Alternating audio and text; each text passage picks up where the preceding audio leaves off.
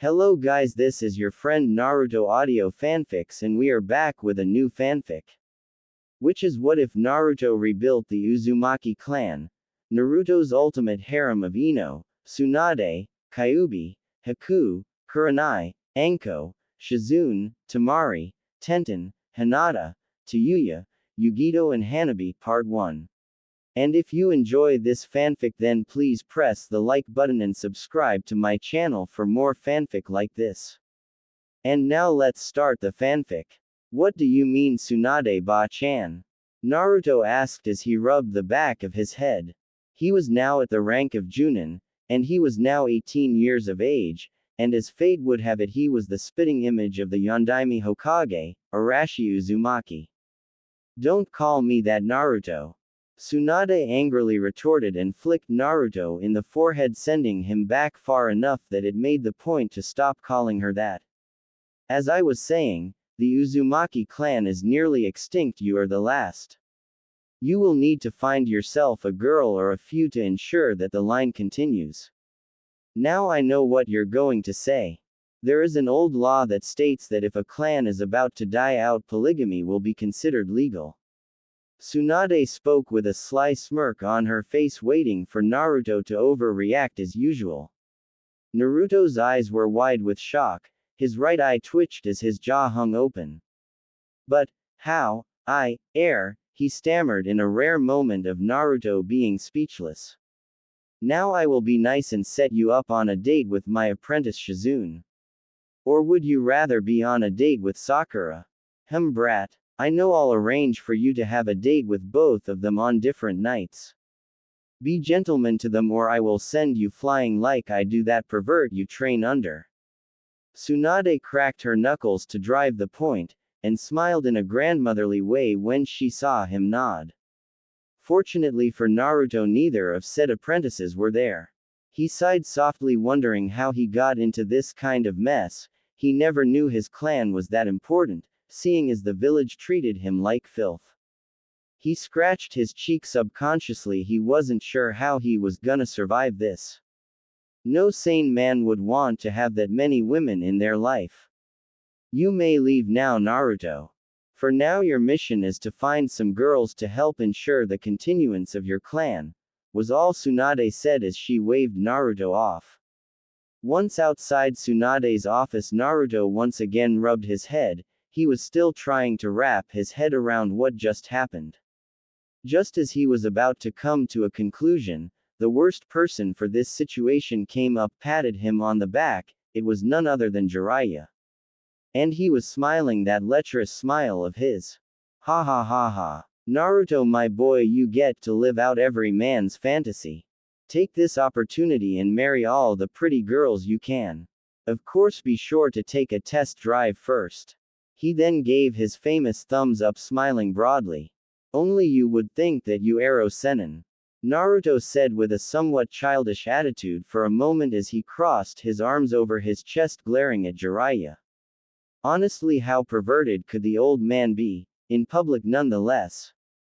Oh come on Naruto. Who's gonna be first? Don't tell me that pink-haired girl you've been crazy about for years.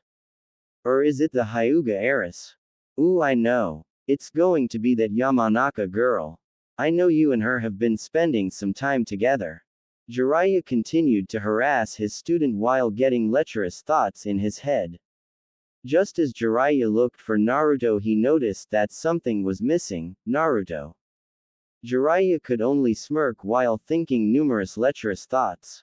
Naruto walked through Konoha muttering about a lecherous Ero Sennin. He had enough to worry about as it is.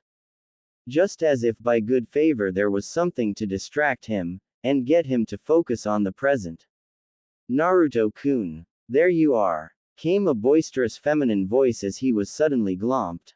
He looked back to see it was Ino. She was the only girl he knew of with the guts to glomp a ninja. Why were you taking so long to come visit me, Naruto-kun? She said, acting like the spoiled princess she is, going into a fake pout. Ba-chan was telling me something about how I have to restore my clan. So she says I have to marry numerous women and make sure my clan is revived. Naruto said, oblivious to who he was talking to. Ino just smiled darkly and tightened her arms around his neck. Is that so? Was her response, her eye twitching in anger. There was no way she would be fond of sharing Naruto. It took her long enough to get him to start dating her in the first place, but then again, if she was somehow the favorite, it would be okay too. Can't. Breath Ino-chan, Naruto called out, short on breath from how tight Ino had her arms around his neck. Ino realized she was pretty much strangling Naruto. She loosened her arms and smiled in embarrassment. So where are you taking me to dinner this time? And no, Ichiraku, you eat enough of that stuff as it is. Ino chimed whilst nagging him. Much to the dismay of Naruto and his wallet, he ended up going to a fancy restaurant with Ino, since for obvious reasons he couldn't say no to her.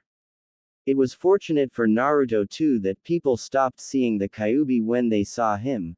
They now saw him as the son of the Yondaime Hokage, and as someone who would one day become Hokage. It made Naruto's life easier. Even if he and Ino kept their relationship secret, it just made it easier for them. Especially since Naruto didn't want Sakura and Ino to start arguing like they were prone to. But for the moment, Naruto felt like his mission wasn't too important. He had the company of a lovely lady. Even if she was as mouthy as he was, oh, that's right, he was having dinner with her, and he was thinking about how his life had changed. Nay, Naruto, are you listening to me? Ino bellowed out as she hit Naruto over the head. No problem at all. Naruto just gave her his genuine smile, and that seemed to keep her from yelling at him anymore. Of course, it just means that his life was going to be getting more interesting from this point on.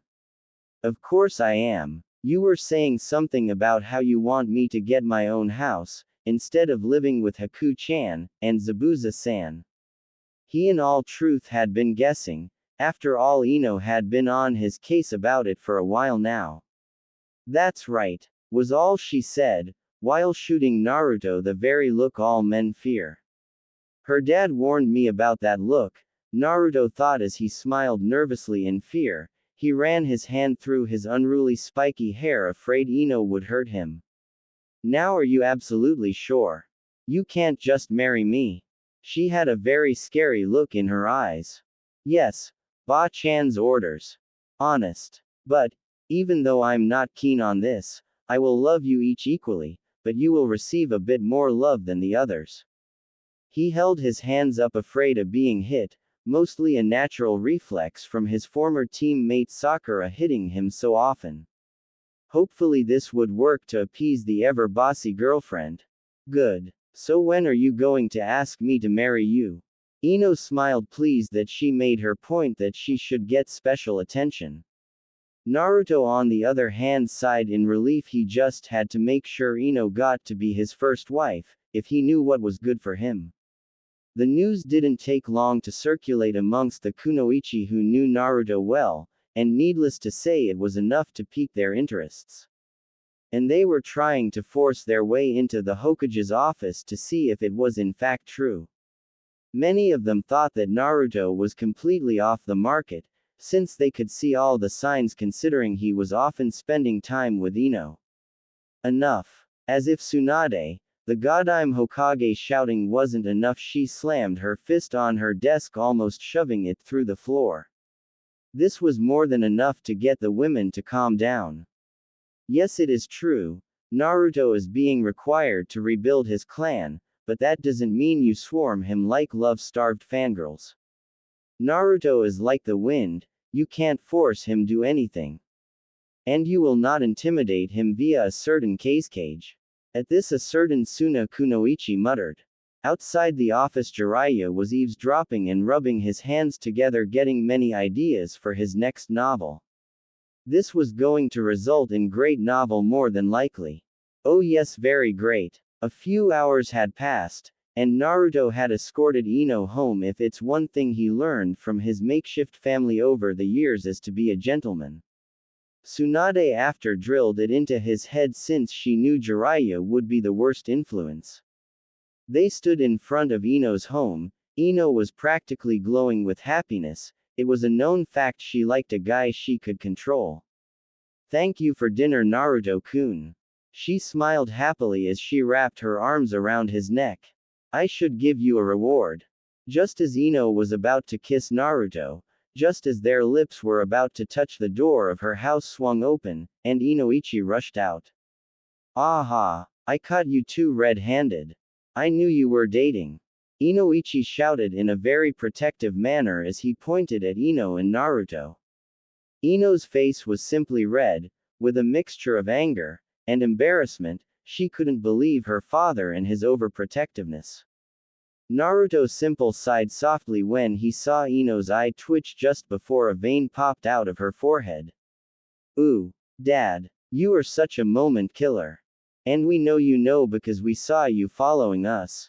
Naruto could only pray for a miracle in this situation, watching his girlfriend argue with her father. Excuse me. He hoped he could get a word in edgewise this time. It never worked when Ino argued with Sakura. And in unison Ino and Inoichi bellowed angrily, which caused Naruto shrink back a little. What is it? Naruto only sighed and took a breath. He then decided on a distraction tactic. He pointed to the roof of Ino's house and shouted loudly, "Ero Sennin." And when the two looked to see, he grabbed Ino and led her off before Inoichi knew what happened. Wait a sec. I don't see Jiraiya-sama.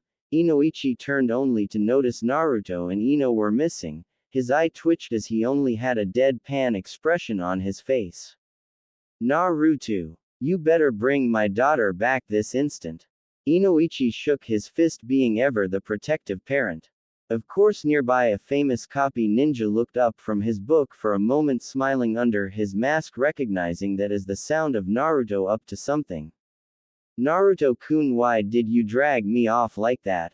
Before Ino could complain anymore, she found herself being kissed by Naruto. She could only blush for the moment, not really expecting that to happen. Fortunately for Naruto, it shut her up for a moment. He then slipped a ring onto one of her fingers and gave her his famous grin. Not exactly the way I wanted to do this, but will you marry me? Naruto half expected her to say something over the top and act hyperactive. It surprised him to see her looking tear-eyed as she wrapped her arms around him, hugging him tightly.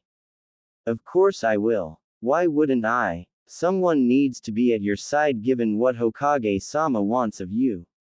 Ino said with her special cocky smirk. Her confidence is what Naruto loved about her, that and the fact she never hit him over the head for small stuff.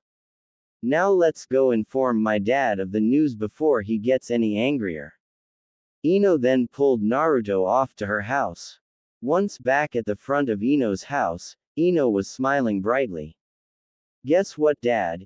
Ino began. 5 minutes later, it could be sworn that everyone in the village heard Inoichi yell in shock as he shouted one word only. What?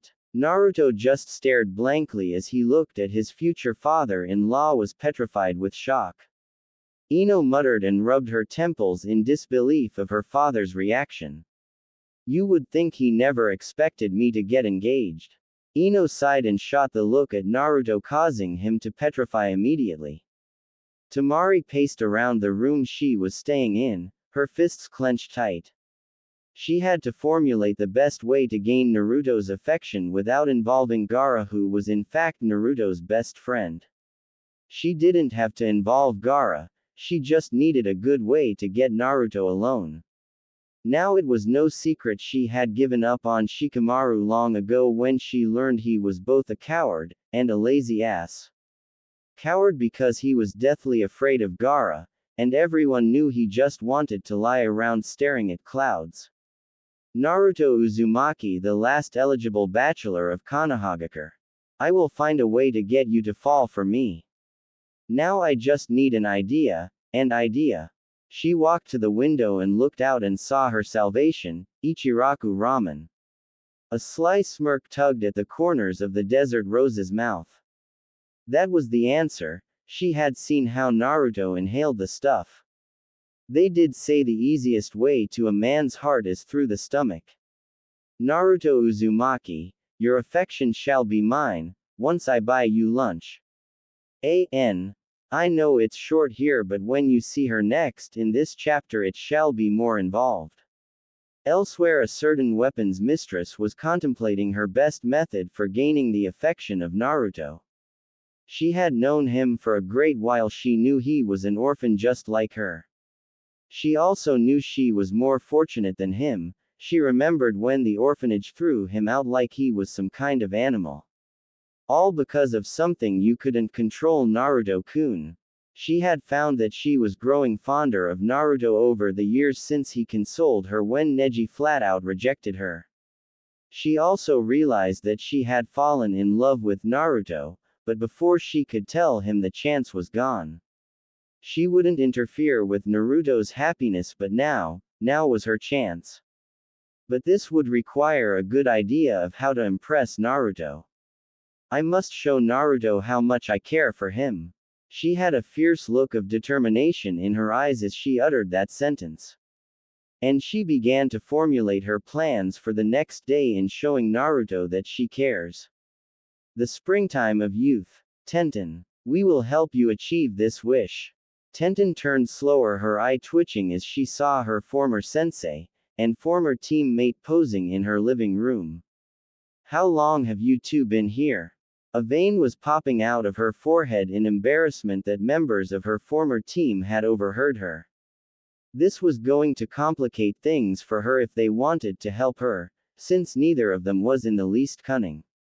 I and my adorable student shall help you become the bride of Naruto. Guy gave her a thumbs up, and his teeth sparkled as he went into his good guy pose. This was followed by Lee, who copied the same actions. Tenten could only give them a deadpan expression. This was rather embarrassing to watch. "Reet," was all she could say as her right eye twitched. It was sometime after the village heard Inoichi's scream that Naruto finally got home. He walked through the door and saw the stern look of Zabuza fall upon him. He gulped slowly. He knew he was in for a lecture. Haku was nowhere to be seen. She was probably out at the moment. Boys, sit down. It's time you and I have a little talk. Zabuza motioned for Naruto to sit at the table. Naruto sat down quietly and remembered back when he faced Zabuza and Haku, back when they were Kurigakure missing Nin. Okay, here's where I explain why Zabuzas and Haku are alive. Flashback. Naruto's growled angrily as he charged at Haku, prepared to kill who he thought was a guy. As the mask fell off, Naruto slowed when he saw the face. Naruto couldn't go through with it. He quickly clenched his fist to knock Haku out. In all honesty, Naruto was still too kind for the world of the shinobi. I won't kill you, you were deliberately missing. He caught Haku as she fell forward unconscious. In that moment, Naruto felt something that confirmed that Haku was in fact a girl. Of course, across the bridge, the fight between the copy ninja and the demon of the mist raged on. Kakashi moved through a flurry of hand seals and ran forward, unleashing Reikiri. Zabuza quickly swung his sword forward. This bought him a moment's reprieve as Reikiri only destroyed the sword. A few shards of the blade flew into Zabuza's body, wounding him. This was enough to ensure he wouldn't be attacking anymore. Just then Naruto collapsed from using up too much chakra. The next thing he knew, he was waking up in a room, looking around quietly. He sat up quickly and pointed in shock when he saw Zabuza and Haku. What are they doing here? Aren't they our enemies? He was worried something bad was going to happen to him. Relax, Naruto. They're on our side, and they will be coming with us to Konohagakure. Kakashi's cool, collected voice rang out as he leaned in the doorway. He knew it would take a few minutes to register with Naruto. Naruto stared blankly for a moment. It slowly registered that the two were on their side and coming back with them to Konohagakure. It wasn't until sometime on their trip back that someone asked why Haku was wearing a dress. That's because, Zabuza began, only to be interrupted by Haku. Because I'm a girl, Haku finished the sentence for her sensei. Of course, this caused some jealousy to emanate from Sakura because of the fact Haku was much prettier. Of course, it didn't help to hear it come from Naruto. Good to know, Haku-chan. Because you're prettier than Sakura is. Naruto smiled his foxy grin when he said this, but soon had a fist hit him on the top of the head. At the Hokage's office after their trip had ended, they had explained everything including Zabuza, and Haku's wish to join the Leaf. I will allow this on one condition, Zabuza Momoichi. Sarutobi spoke softly as he stroked his beard waiting for a response. And that would be. Zabuza responded calmly, he expected it to be some suicidal mission. You must become Naruto's legal guardian. Zabuza, the infamous demon of the mist, was shocked to hear this. Sarutobi then continued as he took a drag on his pipe. Naruto needs a more structured life. He's lived alone all his life. Now what I am about to tell you does not leave this room. It is an S-ranked village secret. Zabuza nodded to the condition. He may not have been the most caring man, but he did his part for Haku. He could only imagine if this kid had a bloodline limit that caused him to be shunned as well. 12 years ago this village was attacked by the Kyuubi no Kitsune, and my successor the Yondaime Hokage, Arashi Uzumaki, made the one sacrifice he could for the sake of our village. He sealed the Kyuubi inside his newborn son. He had hoped that Naruto would be regarded as a hero, but the villagers only saw a demon. As you can imagine, he has had a hard life. The council overruled my wish to tell Naruto who his father is, so Naruto has no idea who his father is. Zabuza took a moment to absorb all the information, and looked at Sarutobi calmly. I will be his guardian. I'm the demon of the mist, yet he is only called a demon because he has one sealed inside himself. I can see he will be a great ninja, but he needs to learn to control his emotions more. Sarutobi smiled. He was glad to hear this. It would help make Naruto the hero Arashi wanted him to be. End flashback. For 7 years I have been your legal guardian, but now you're old enough to take care of yourself. But still you are still a moron at times. What I want to talk to you about is Haku. Zabuza began. Even after all these years he still wore the mask over his face. What about her, Zabuza-san? Zabuza took a deep breath and sighed. He had grown to consider Haku like a daughter, and what he was about to say was really hard. I know about what the Hokage wishes of you, and I have seen how you and Haku have grown close over the years. And I had intimidated you into not starting a relationship with her. But if you break her heart, I will destroy you.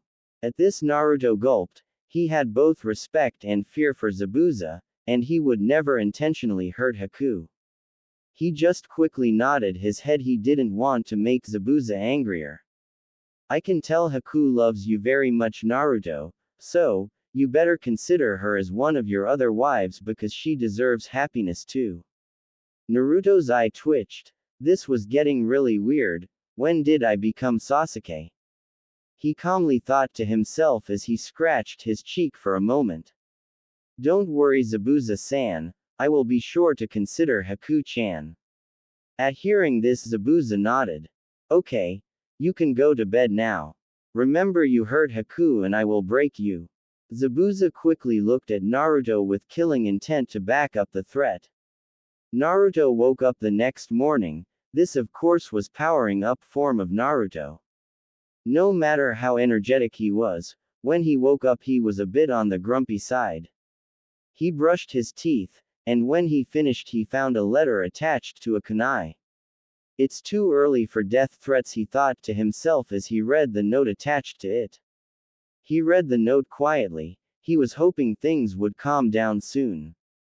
Dear Naruto, meet me at Ichiraku Ramen for lunch. If you don't show up I will track you down and bring you there myself. Love, the desert flower. Even I can figure this out, it's from Tamari. He rubbed his temples lightly. It was safe to say today would be another interesting day. After he finished brushing his teeth he walked back to the breakfast table and yawned for a moment.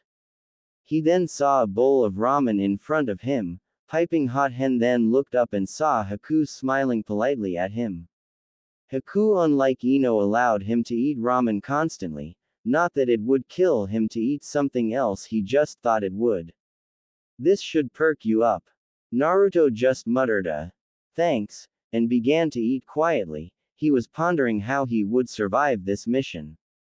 He was certain that this enemy was beyond his means to defeat. Hell hath no fury like love-crazed Kunoichi. Why, oh why did I have to become the target of every love-starved Kunoichi? Naruto thought to himself as he ate. He also knew there was one girl in the village that wasn't a ninja but was in love with him. Sadly, he would have to see her while he was at lunch with Tamari. His face paled when he realized Haku was staring at him dreamily. Oh, that's right. Ba-chan said I have to revive my clan. He continued his train of thoughts as he ate his meal. Meanwhile, inside Naruto's mindscape, you know, Kit, it won't be all that bad. You revive your clan, and you get to live everyman's dream. The Kyuubi said from behind the bars of its prison as Naruto stood in front of it. Naruto probably chose. Have you been talking to the arrow Sennin, you stupid furball? Naruto replied, not looking too pleased that Kyuubi was also finding enjoyment in this. What's the worst that can happen? Your loudmouth fiancé and the girl with the giant forehead start arguing. It's actually entertaining if you think about it. Naruto could have sworn he saw the Kyuubi smirk, at least he thought the Kyuubi was smirking. It was really hard to tell if it was. I'm not too keen on being punched by an insanely strong medic nin. Not like it will kill you, Kit. Naruto glared and grumbled as usual. Why was it that most of the people he knew seemed to find enjoyment in this? You're enjoying this, aren't you? Naruto raised his eyebrow at the Kyuubi's enjoyment of his plight. Of course I am, Kit. You are suffering but you won't be killed by it. The Kyuubi once again looked as if it were smiling. Naruto just grumbled about the damn Kyuubi being a thorn in his side yet again. Back in reality, only a matter of seconds had passed. He then gave her his trademark foxy grin after finishing the ramen. He smiled happily as he was now awake from his favorite meal of the day. Now what do with his day until lunch? I could train, but then again I would lose track of time and make Tamari angry. He needed to find something to keep himself occupied for most of the morning, maybe find a bigger house to live in. Haku-chan, I'm going to go out for a while today, probably talk to Ba-chan and see if she can help me find a place. I really should get a bigger house, he calmly said as he walked to his room. Once Naruto was in his room, Haku looked disappointed at the thought of Naruto moving away from her. She never thought the day would come when he would go his own way. In fact, Haku had grown attached to Naruto. She would have to make her move before her window of opportunity was gone. She didn't even have a chance as an orange and green blur rushed past her and out the door. Naruto, I will track you down later.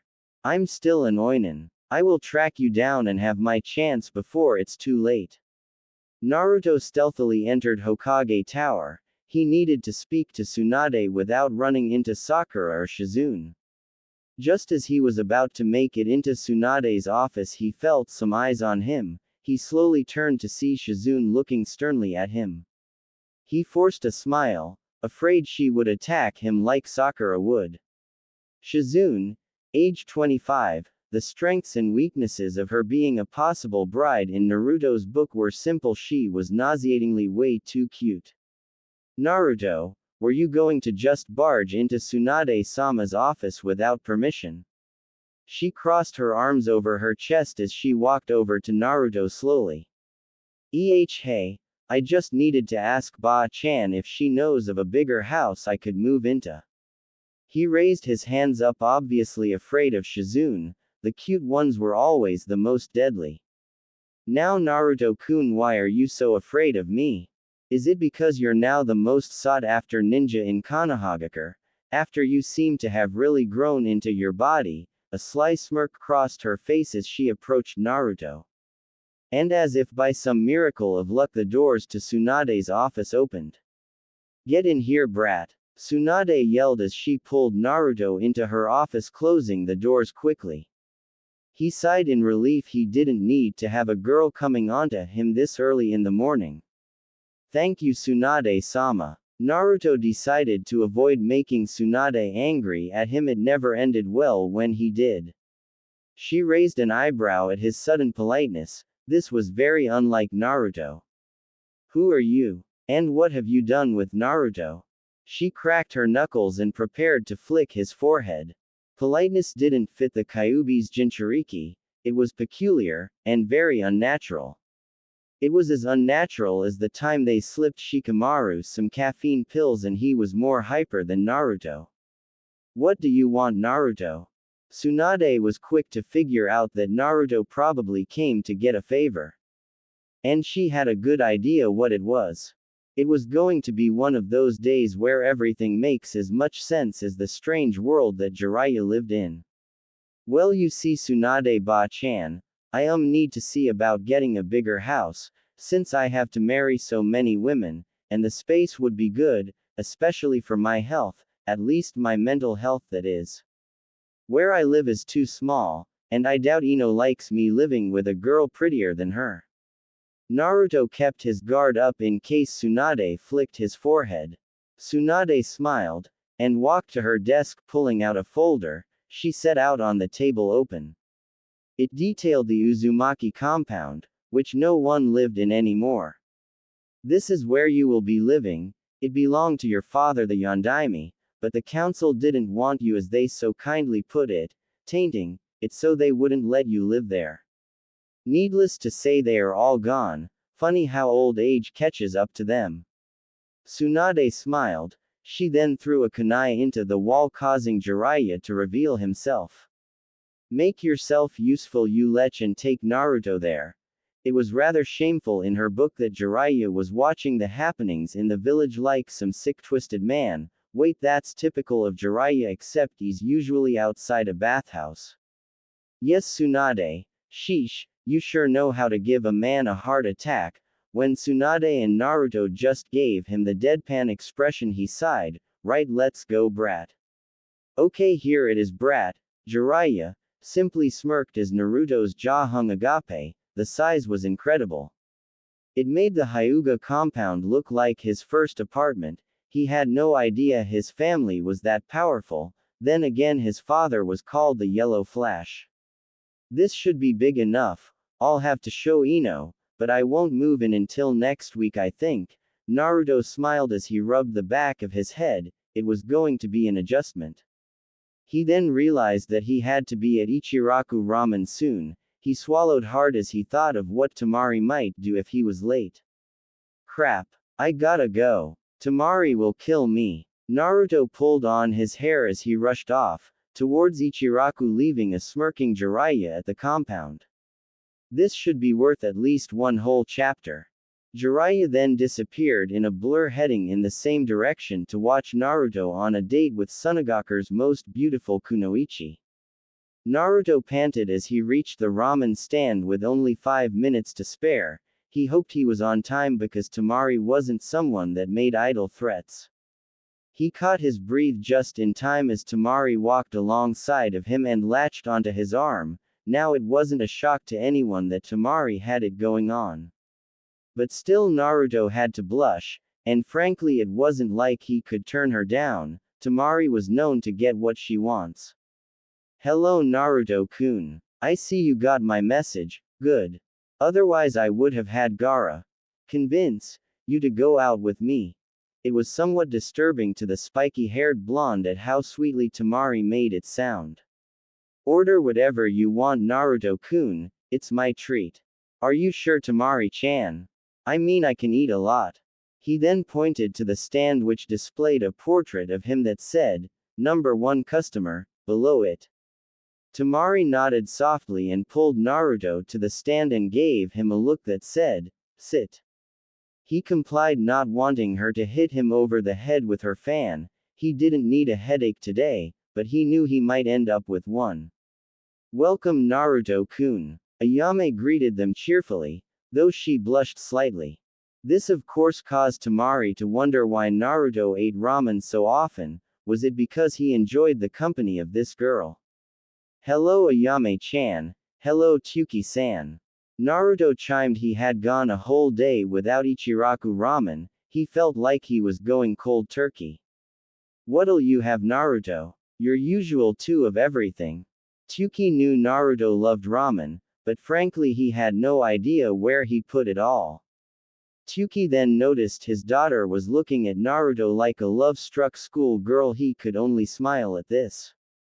No, I think I will eat light today. Naruto smiled brightly, then looked over at Tamari. He then began to subconsciously go over what not to do when out on a date, especially when it's Gaara's sister. So, I'll just have 4 bowls of miso pork ramen. He just kept his usual grin. He calls that eating light. I wonder what he calls a large meal. Tamari raised her eyebrow delicately at Naruto's odd idea of a light meal. I'll just have 1 bowl of miso shrimp ramen. When the food was set before them, Naruto smiled. He had always loved ramen since he was a child. He smiled and picked up his chopsticks and smiled happily. Itadakimasu. He called out loudly as he broke the chopsticks apart, and began to eat. Tamari had followed suit. She was amazed to see Naruto eating with manners. When he eats like a civilized person, he's even more attractive. Tamari thought to herself as a sly smile crossed her face. You know, Naruto, I never really thanked you for helping Gaara come to his senses. Tamari smiled sweetly as she looked at Naruto. I didn't do that much.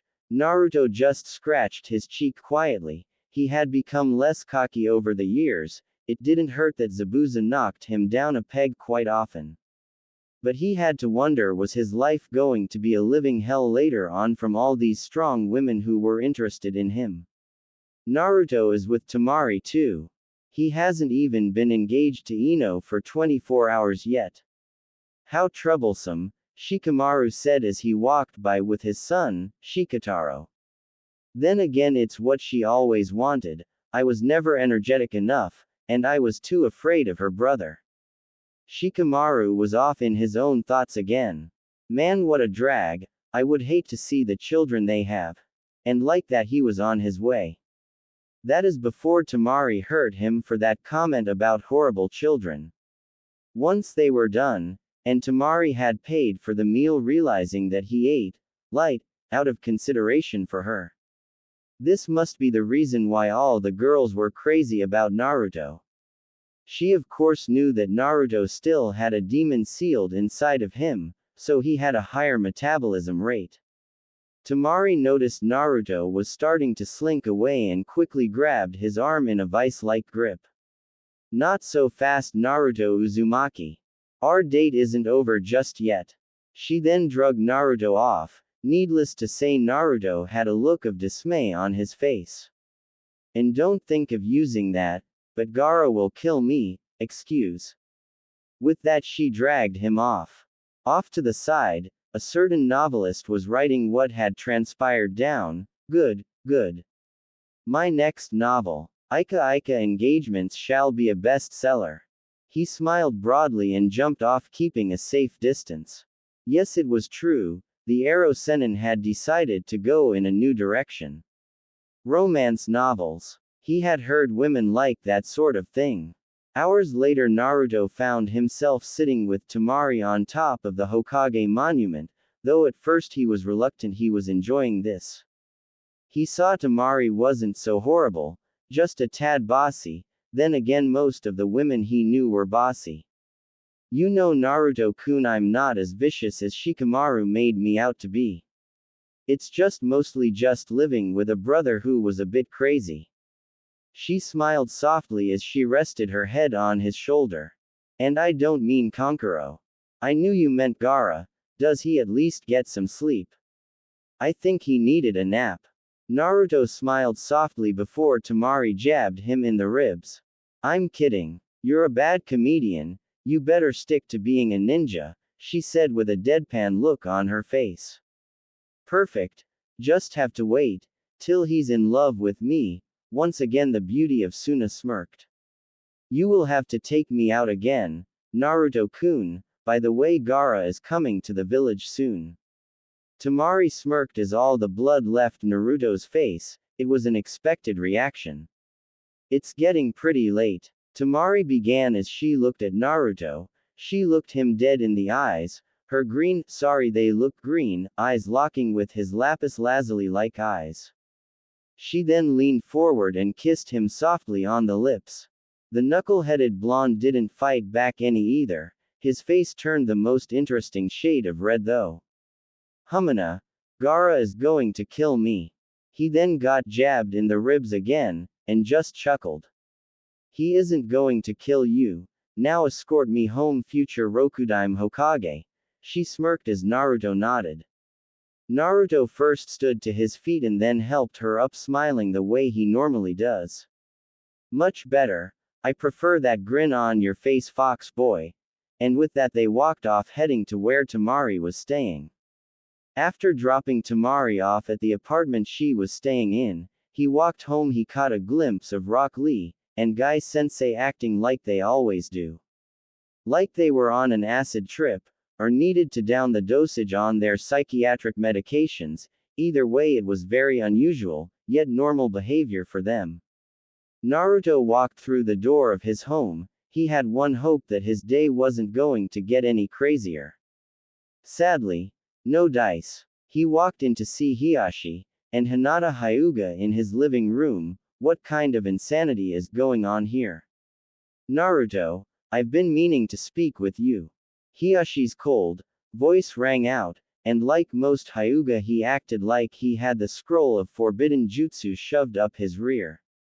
Naruto mumbled and sat down across from the Hyugas. This was just going to be fun. Yes, what is it? Naruto said with an exhausted tone to his voice. He glanced at Hinata and noticed she was blushing as usual.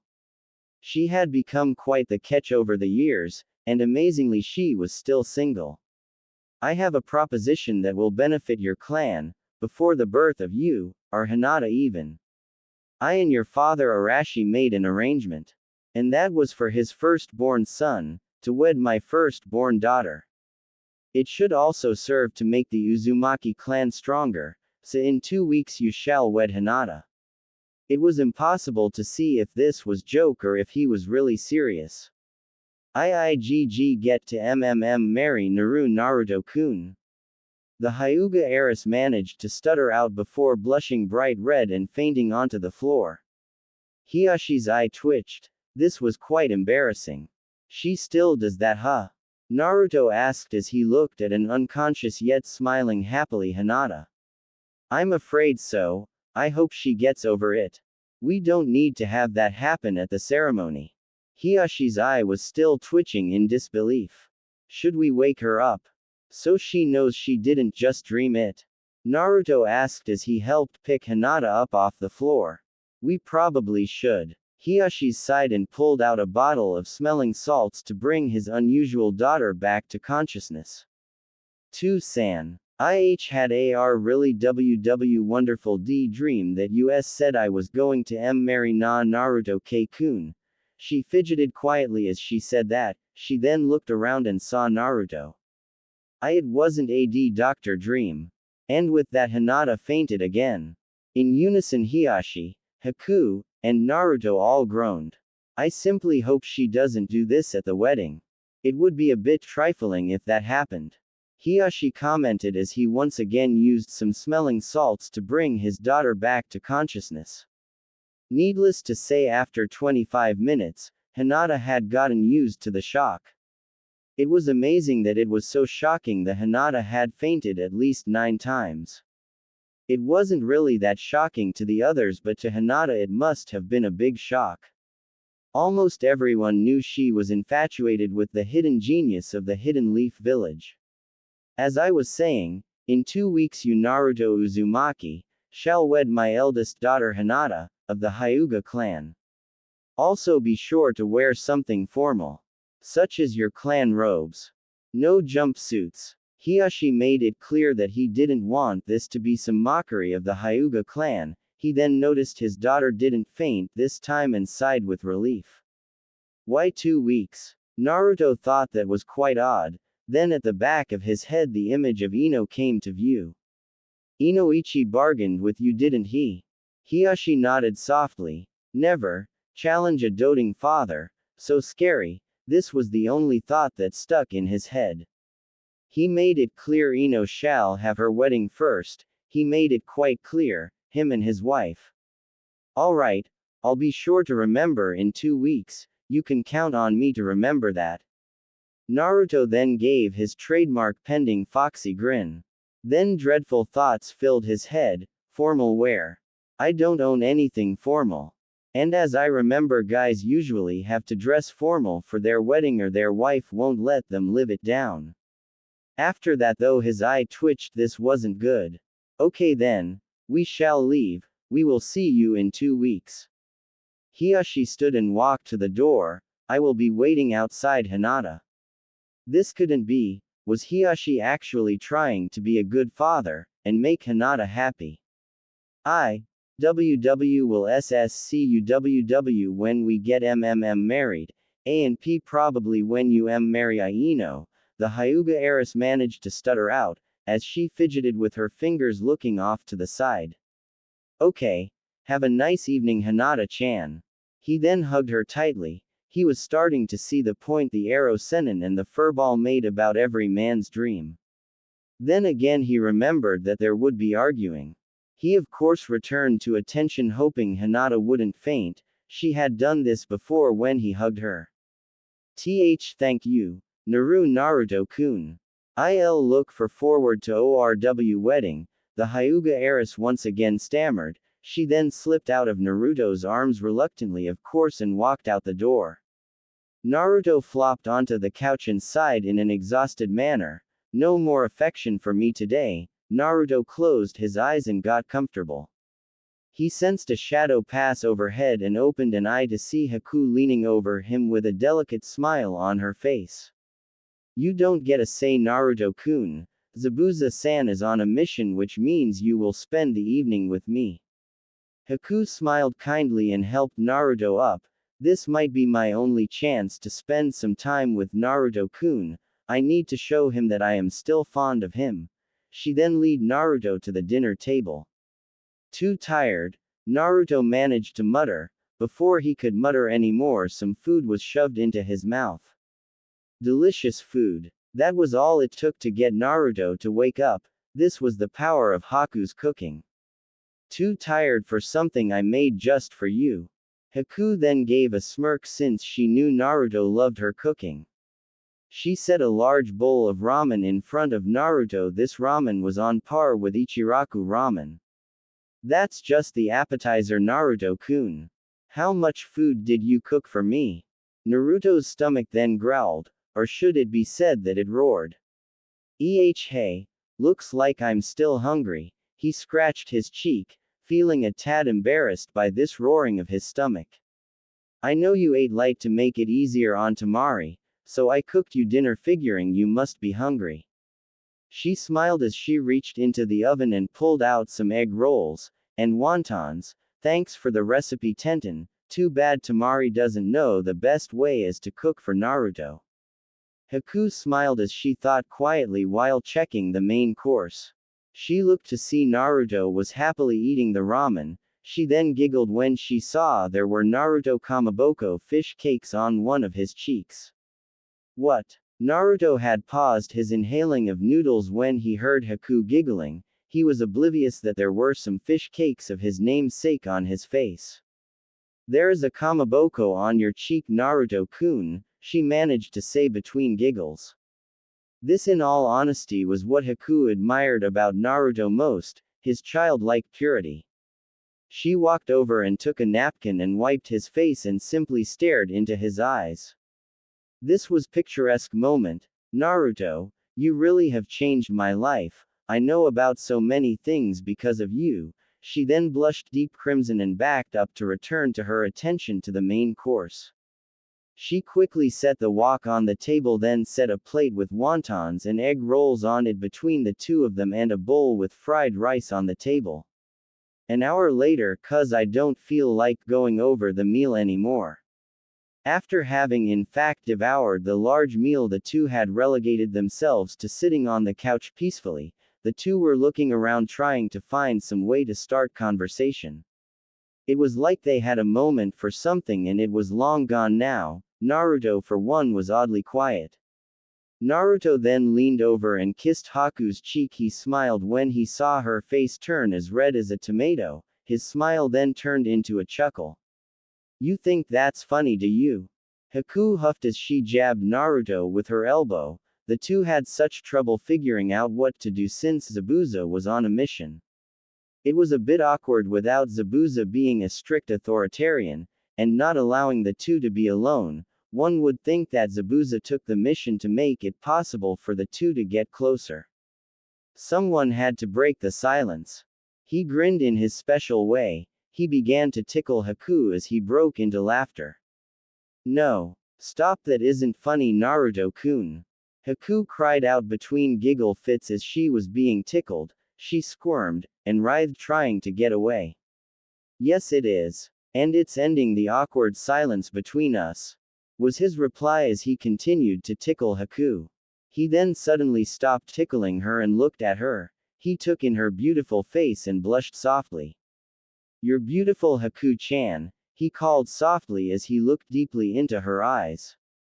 Arigato, Naruto-kun. She blushed softly. She gazed affectionately up at Naruto, and smiled happily. She then wrapped her arms around Naruto's neck. She was blushing a bright crimson. She had never thought this situation would happen. Naruto slowly leaned closer and kissed her softly. His right hand rested softly on her cheek. His eyes slowly drifted closed as he kissed her affectionately. His other hand ran through her long dark hair. Naruto slowly broke away from the kiss and simply blushed. His thoughts were on what had just happened. He had kissed Haku, a girl he had been extremely fond of for 7 years. Did Zabuza count on this to happen? No, it couldn't be that simple. Naruto stood to his feet and helped Haku to her feet, and as she got to her feet she fell forward right into Naruto's chest. Haku simply blushed deep red as she rested her head against Naruto's chest. She had imagined a situation like this would happen someday, but not like this. Naruto-kun, I have a confession to make. Haku blushed deeply. She was about to make a bold leap forward. I'm in love with you. Her blush deepened after her admission. I love you too, Haku-chan. Naruto wrapped his arms around Haku slowly. He simply just held her close.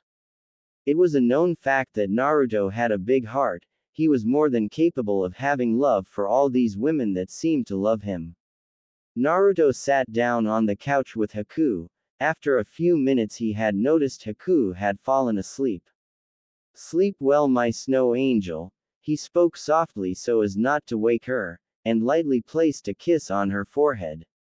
He closed his eyes and rested his head lightly against hers as he too slipped into sleep. The next morning, at 7 a.m., there was a pounding at the door of the home. Naruto, of course, was a sound sleeper, so he didn't hear anything. Haku, on the other hand, did and woke from her serene slumber and walked to the door. She opened it up just a crack. She then opened the door when she saw it was Ino. Good morning, Ino. I trust you are here to see Naruto. Since my parents are planning the wedding, we need to get Naruto some formal clothes, and get invitations sent out. So we need to get started today. Ino smiled cheerfully. Many people had often compared the two noisy blondes as being perfect for each other, just based on their similar personalities. Only difference, Ino liked to eat healthier than her fiancé Naruto. Naruto is sleeping, but I know how to wake him up. Haku smiled sweetly as she went to the kitchen and heated up the broth for her ramen from the night before. She then returned with a bowl of ramen, and waited as Naruto slowly woke up. Figures he would wake up from the smell of that stuff. Ino had an exasperated look on her face as she watched Naruto wake up and begin eating the bowl of ramen. Once he was done, Ino took the bowl, handed it over to Haku, and dragged Naruto out of the apartment by the collar of his jumpsuit. Naruto quickly used Kage Bunshin no Jutsu to create one clone which ran over and kissed Haku on the cheek and hugged her tightly. Once Haku smiled happily, it disappeared into a poof of smoke. He was more than thankful that he learned that technique since it was going to come in handy from the point on. 5 minutes later at the Yamanaka's. Okay, Naruto, you wait here with my dad while we pick out flowers for floral arrangements. Ino then disappeared into the back with her mother, leaving Naruto and Inoichi alone. The two men just blinked since it seemed pretty pointless. Then why did you make us come here? Both men shouted out in unison since it was rather weird. Hey Naruto, I know you're good with Kage Bunshin no Jutsu, Inoichi began as he looked at his future son-in-law. And Naruto replied as he looked at Inoichi with caution, since he knew they would end up getting in trouble if Ino or her mother found out what they were up to. Could you create a few clones and get us some food and coffee?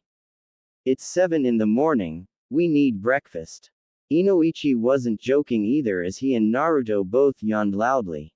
Naruto could only grin before creating 3 clones which then stealthily ran out the door. Within 15 minutes the clones return with some cappuccinos and some pastries. You're going to have your hands full with Ino, she's just like a princess Naruto, but I gather you know that already. I am, she doesn't let me take her to Ichiraku ever. She says that Ayame-chan is too pretty for her to trust to be around me. Naruto simply sweat dropped when he finished that sentence. It begins. Inoichi quipped, knowing all the signs from years of marriage. He knew all the signs and could give this boy some pointers. You do know whenever a woman says that to reassure her that she's beautiful, right? Yet given your upcoming situation you will have to find ways to reassure each one that they are beautiful in individual ways. Naruto nodded his head in agreement. You could say that Ino was what they call the hot chick, beautiful, while Ayame was the girl next door, beautiful. I do know that, but I swear if one more person tells me I'm living every man's dream I'm going to hurt them. Let me guess, Jiraiya-sama told you that. Inoichi's eyes rolled at the thought, then he figured it was typical thinking of the perverted Sanin. It was the typical thinking of the man who writes Ika Ika Paradise. Of course Inoichi's wife doesn't know that he reads that book. So how long do you think it's going to take them to pick out flowers and choose arrangements? Naruto asked nonchalantly as he looked around, making sure he had an idea of flowers and bouquets to use if he made a wife angry. They actually have a "I'm sorry I confused your birthday with a different wife's bouquet." Naruto smirked some, knowing he might need that a few times. 3 hours later. Okay, sorry it took so long. We get all the flowers picked out and just the right arrangements planned. Now we go find a place to have a wedding, get Naruto something formal because I am not going to marry you while you wear an orange jumpsuit. And then find caterers for the reception. No Ichiraku Naruto. Ino and her mother then dragged Naruto and Inoichi out of shop, making sure the door was locked as they left to find a place for the wedding to be held. 3 in the afternoon. Tsunade-sama, were here because you knew Naruto's father and may know a thing or two about the Uzumaki clan, and we can't find Jiraiya-sama. Ino started as she kept a tight hold on Naruto's arm. It had been a trying day. They finally found a place to have the wedding. They were now on the task of finding Naruto something formal to wear. Well, Arashi's clan robes might not fit Naruto, so you will probably need to find someone to replicate them. Now let's see. Tsunade pulled out a kunai and threw it at the wall, causing Jiraiya to reveal himself. How do you keep finding me, you old hag? Jiraiya shook his fist in anger, mostly since the kunai hit the wall uncomfortable close to his groin.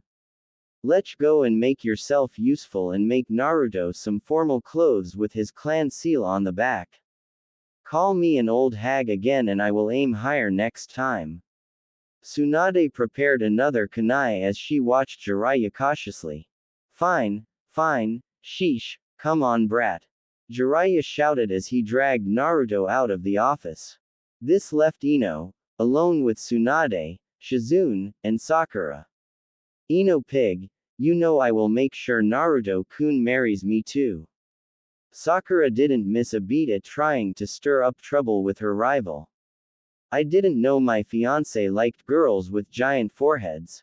Ino retorted as she stood to her feet and the two eternal rivals glared at each other. Their animosity for one another seemed to materialize as if while they were glaring it seemed as if lightning struck. I saw him first, piggy. Sakura responded as she cracked her knuckles. The two were about to throw down right there and right now. While you are fighting, I'm going to go see Naruto-kun. Shizune calmly and cheerfully said as she walked past the two. She had a sly smirk across her face as she was headed for the door.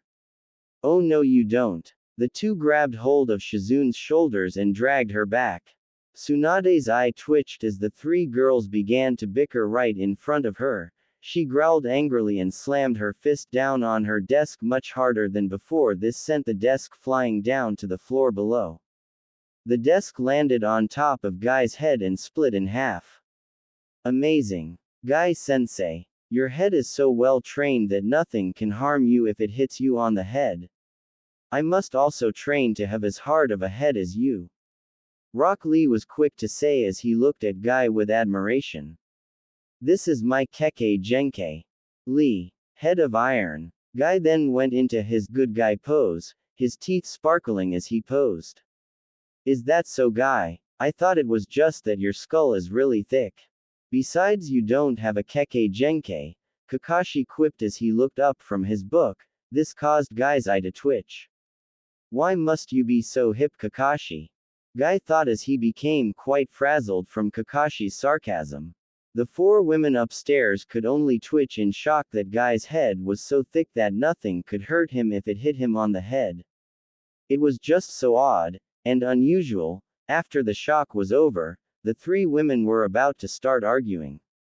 Don't start again. Tsunade warned them as she cracked her knuckles. There were veins appearing in her forehead. Stop fighting over Naruto. Honestly, don't you girls think Naruto is well capable of loving all of you? He is after all someone that wants to be Hokage, and the Hokage must show care for the entire village as if they were his or her family. The three women nodded, never having seen the angry side of Tsunade. She regarded Naruto as a son, maybe even a grandson, that is if she wanted to admit she was in fact old. And she wasn't about to admit that. She felt like she was in her 30s, and thanks to a genjutsu she looked it. Now sit down and we can get to the subject at hand, planning the wedding. Elsewhere, Naruto stood in the local tailor shop. Jiraiya had managed to put Naruto into a replica of his own clothing. Naruto simply had a few blood veins popping out of his forehead. He was definitely not amused by this. Are you out of your mind, Ero Sennin? Ino will kill me. Naruto shouted loudly right into Jiraiya's ear, his eye twitching. Jiraiya stood and glared at Naruto. I'm doing you a favor. You should have clothes like this. It causes people to misjudge you. Jiraiya quickly replied, as he continued to glare at his student. I'm getting married, I'm not performing kabuki. Fine, fine, sheesh. Still take this as a present. You are after all my best student. Well living. And one day you too shall have a student. Hopefully just as annoying as you were. Ya know, I think I aged 50 years because of you. Jiraiya complained with his arms crossed over his chest. An hour later. This is much better. It's comfortable. Won't make Ino shout at me, and on top of that it's orange, and black. Naruto was pleased with the new clan robe, or in the case of what he would be using it for formal wear. There it is, the spitting image of Arashi. Except for the whisker marks. But what do you expect? My number one student is getting married. I'm just so proud of you. And you're marrying one heck of a beauty. Jiraiya was quick to give a dual thumbs up in approval. Naruto could only grin. He didn't care about correcting the arrow senin. You know I have to throw you a bachelor party now, boy. Jiraiya shouted quite loudly, not caring who heard, getting lecherous thoughts in his head. No strippers. Naruto didn't have the same lecherous thoughts that his sensei had. This of course caused Jiraiya to pout. Not even one stripper. Jiraiya tried to bargain with his moral student. He of course knew he was going to lose this argument. Not even one. I don't think I really need to worry about seeing naked women. Naruto quipped. He knew quite well at his current rate he was going to be seeing more nudity than most married men in the coming weeks. At the Hokage Tower. Let's just assume some of the Junin have clearance to marry people. Tsunade-sama, we just need to find someone to perform the ceremony. Ino began as she tapped her chin in thought of who they could have perform the ceremony. Would you do it, Hokage-sama? No, that might not be such a good idea. I'm kind of unreliable in this, considering I was once married to that lech Jiraiya. It might be bad luck for you too. Tsunade was by no chance joking about Jiraiya. It would explain why she hated him so much. Just then Kakashi had appeared in the room under a poof of smoke. Yo! His typical entrance was to be expected. No, you can't be the person who gives the ceremony. You're always late. Sakura quipped quickly. She may not have been exactly the best friend of Ino, especially when a guy was involved. Kakashi walked out of the office in defeat. Next to walk in was Guy. Next was quickly yelled, and Guy walked right out while sulking. We may have to have Jiraiya be the head of ceremonies, Shizune calmly commented. At hearing this, Tsunade of course paled, thinking about the ceremony that Lech would give. I'll do it. Tsunade quickly called out. She would do anything to make sure this wedding wouldn't be a complete mockery. Later at Naruto's apartment, Naruto staggered into the apartment where he currently lived and fell onto the floor carrying some bags. Home, sweet home, he climbed back to his feet and went right to his room with the bags of new clothes. As soon as he walked into his room, he dropped the bags in shock. His day just got a whole lot more hectic. His eyes simply twitched, not once, but thrice. Standing in his room was the one person he hadn't expected to run into this day. Hey, I was getting tired of waiting for you to get here. The person called out, full of anger.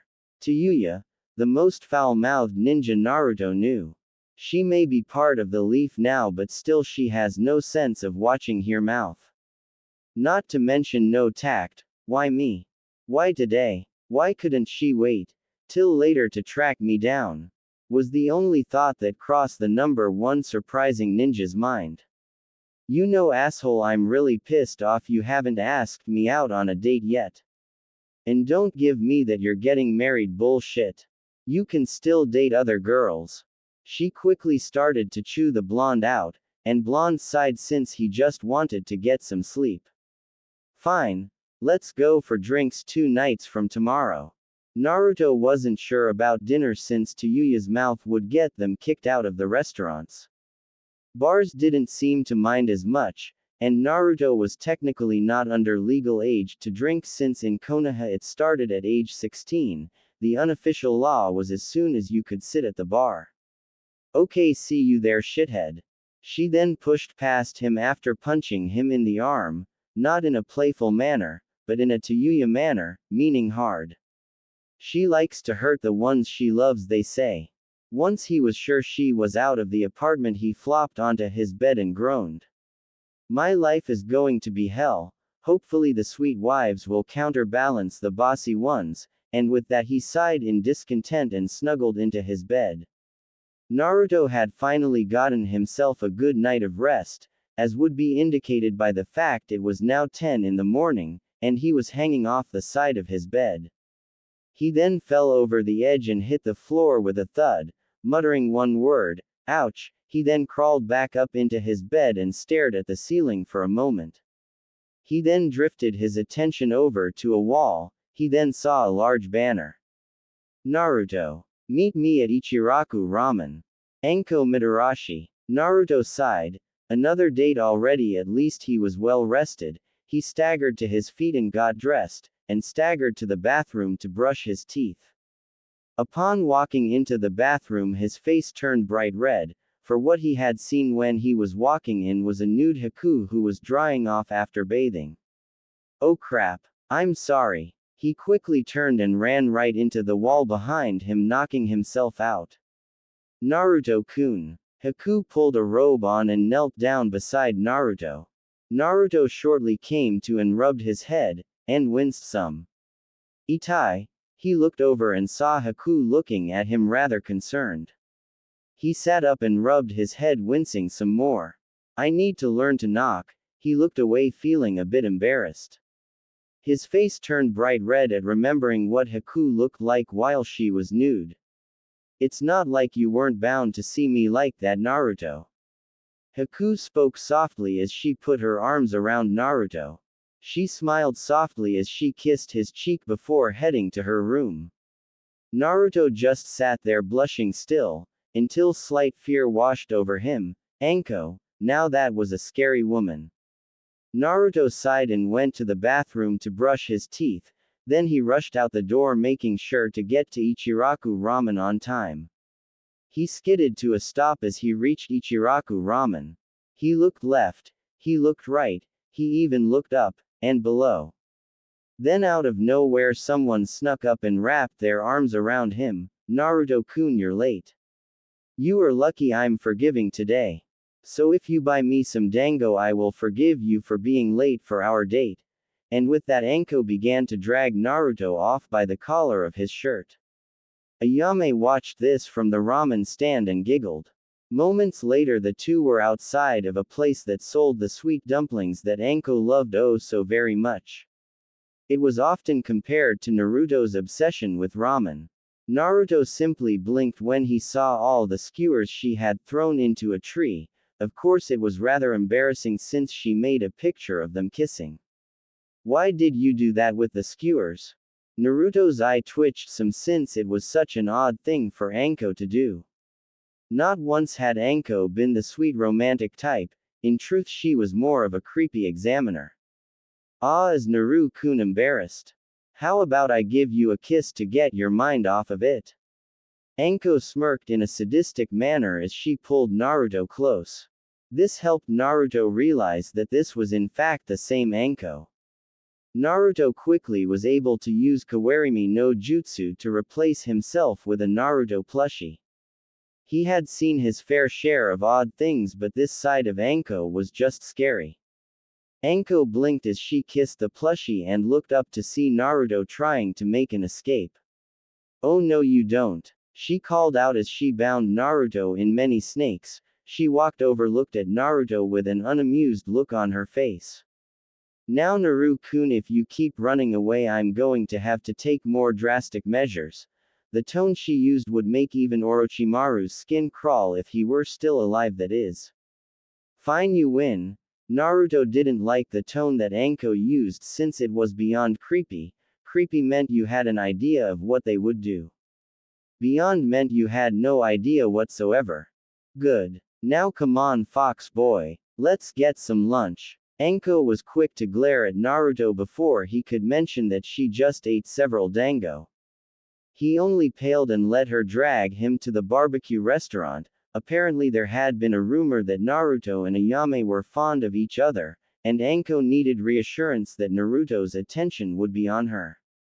Elsewhere. Move it. Shikamaru, hurry up. Ino yelled out as she stood in the center of the location for the wedding. She had managed to get mostly everyone she could to help set up the wedding. Oh man, what a drag, how did she manage to talk me into this? Shikamaru, without missing a beat, began to complain. He had been stuck with the task of bringing in the flowers. Ino, this isn't what Akamaru is meant for. He isn't some chair delivery dog. Kiba chimed in as he walked beside his giant dog who was carrying numerous chairs on his back. Just then Ino turned. Her eyes seemed to have changed to something demonic as they were aglow with a red darkness. Ino was going bridezilla on all of them. This is going to be my special day. The day I become Mrs. Naruto Uzumaki. Now you stop complaining or we will have a problem. Do we have an understanding?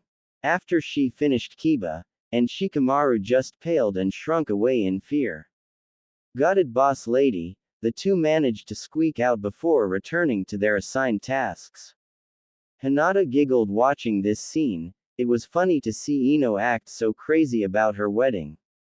Ino, we simply must get you fitted for your wedding gown. Suddenly came a surprising voice to everyone. It was Sai. Oddly enough, no one ever expected him to be so, well, gay. Naruto did, but that was only because Sai had made comments about Naruto's penis way too much for normal comfort levels. Ooh, Hinata-chan. We should totally get started on adjustments of your mother's wedding gown while we're at it. And when Ino, Hinata, and Sai, the best dressmaker in Konoha, had left the decoration crew side, just before shuddering at the creepiness of Sai. Remember, if Ino isn't happy, no one is happy, so let's finish this setting up. Oh man, what a drag. I don't get how she convinced my wife that I should help, Shikamaru quickly complained as he left to bring some more flowers in. Back on Naruto's date, Naruto was growing more comfortable with this newcomer Anko. It was still strange, it was like Choji eating a salad strange. And Naruto had seen Choji eat a salad before. You've sure grown up, Naru-kun. You're not that same mouthy brat I met at the Chunin exams, which is good because you would be unattractive then. But still, loosen up. This is a date, not a wake. She then patted him on the shoulder to reassure him that it's okay to be himself, cause she wouldn't bite, at least not that much. Anko was a special kind of lady, or as Jiraiya put it, she's a special kind of girl, the kind you don't bring home to mama. She's a super freak, super freaky. Of course, Naruto had that song stuck in his head for a week after. Okay, Anko-chan. Naruto was slightly nervous. Of course, one would have to be considering how unusual Anko was. Of course, they weren't so different because Naruto wasn't exactly normal. Good. Now eat up. You must be hungry, Anko said with a cheerful look on her face. Naruto began to eat. He was after all quite hungry after having not eaten yet that day. After they had eaten and paid for their meal, the two were talking down the streets. Naruto was of course telling stories that portrayed him in a heroic light. These stories of course earned the fox boy a smile from the examiner. Oh, stop, Naru-kun, you're telling me Jiraiya-sama screamed like a little girl when girls found out he was peeping on them? Anko couldn't suppress her giggles when she thought about Jiraiya screaming in such a manner. It's true. Naruto grinned in that special way which must be genetic because his father smiled in the same exact way. Naruto put his arm around Anko's shoulder, feeling more comfortable around her now that he realized she wasn't going to kidnap him and torture him. Anko blushed bright red when she felt him put an arm around her. She was one of the many who had seen him change from a loud-mouthed idiot into being one of the best ninja in the village, and like many of the women, she was smitten with him. It had been noticed by many that Anko had become a completely different woman since Orochimaru had died. Still, she was the same scary lady who used snake jutsu, thrown skewers from her dango into trees to make a picture, and overall someone who was extremely hostile when provoked. At Ichiraku, A.N. Yes, time for more guy insanity. Hello, Tsuki. May I say you look most youthful today. And your daughter has the flames of youth burning in her as well. Though it looks like her face is a strange shade of red. Guy stated boldly as he struck the good guy pose yet again. That's because my daughter is lovesick. Tsuki replied as worked on making sure the broth for ramen was just right. Is that so? Who is she smitten with? Guy's teeth suddenly gleamed with light shining brightly. Who else? Our number one customer, Naruto. Tsuki laughed softly, which became louder when he saw Ayame blush bright red from embarrassment. Tou-san. Ayame screamed out, feeling even more embarrassed since she hadn't even told Naruto yet, and her father had figured it out. Tuki and Guy laughed loudly, since it was as they felt it adorable to behold. Ayame of course was simply embarrassed. She wanted to tell Naruto but it was hard to tell him. And back with Naruto and Anko. I have to go, Naruto. I haven't thanked you properly for ridding us of Orochimaru. She then pushed Naruto against a wall and kissed him deeply.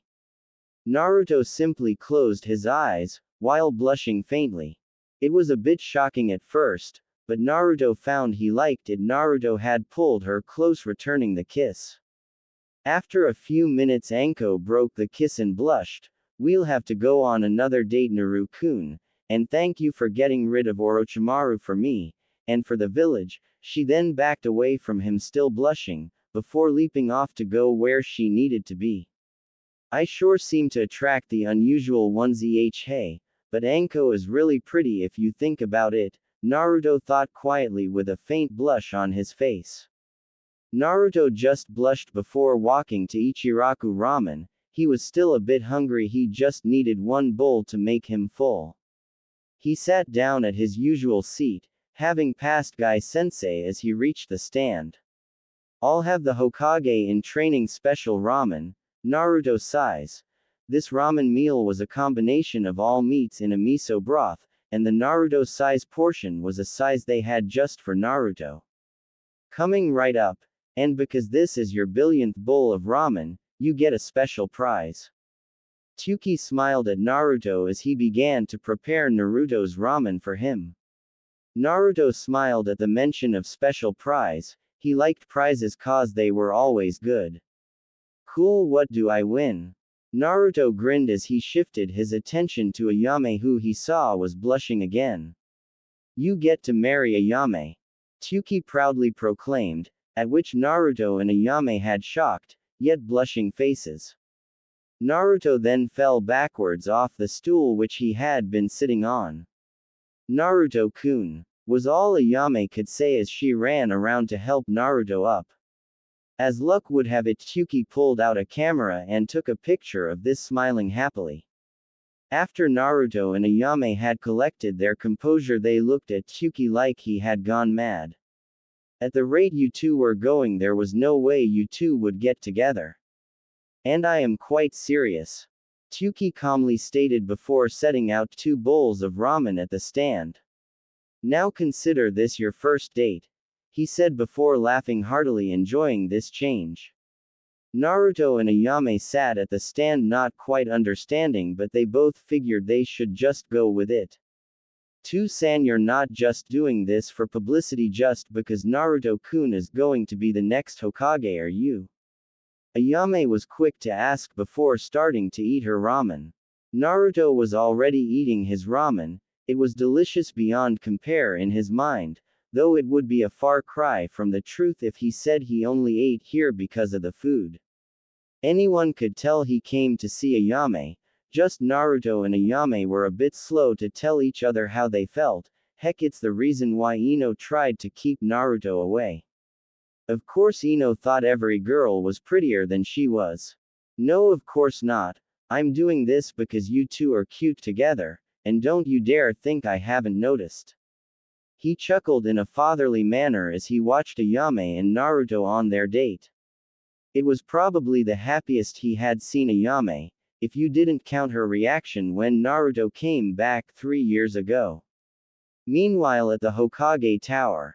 I see, so the Raikage sent you here as per the arrangement for peace. You will meet Naruto tomorrow and the wedding ceremony shall take place in about 3 weeks.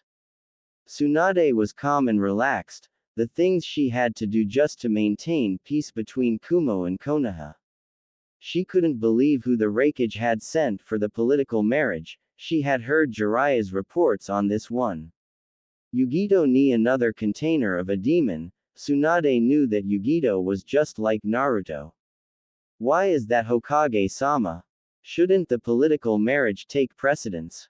Yugito was quick to ask, feeling she was being delayed by some plot. True, but Naruto has 2 weddings already.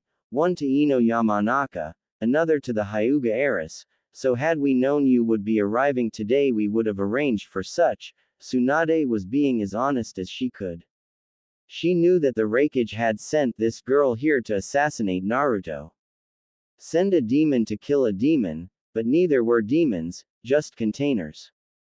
Fine. Where will I be staying then? The female container asked with the most calmness she could muster. This Anbu squad will take you to your temporary housing. Tsunade motioned as 10 Anbu ninja entered the room and quickly left with the Cloud Ninja. Tsunade knew that Naruto would be able to handle Yugito.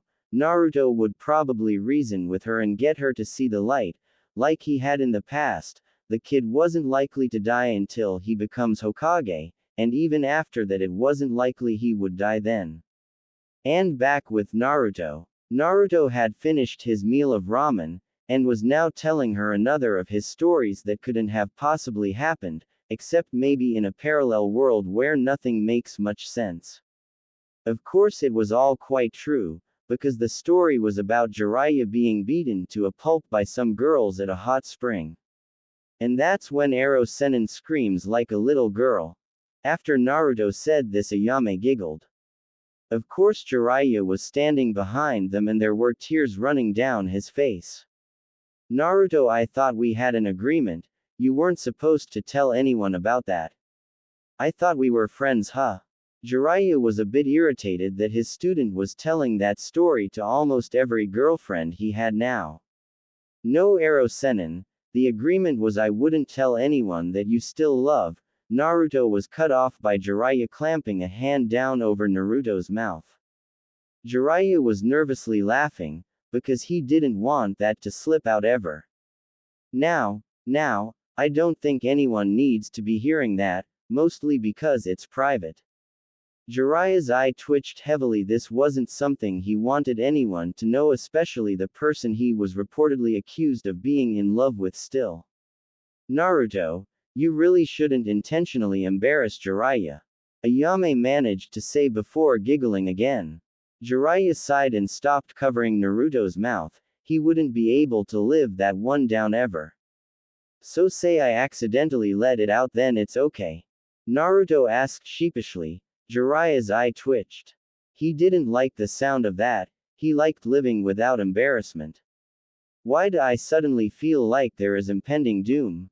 He craned his head around to see behind something, with pink hair, green eyes, a red dress and cracking its knuckles. Sakura Haruno, Tsunade's apprentice, and little to Naruto's knowledge someone he was supposed to be on a date with tonight. Naruto, you are supposed to be on a date with me right now, not with the girl who feeds you ramen. Jiraiya was supposed to inform you of that.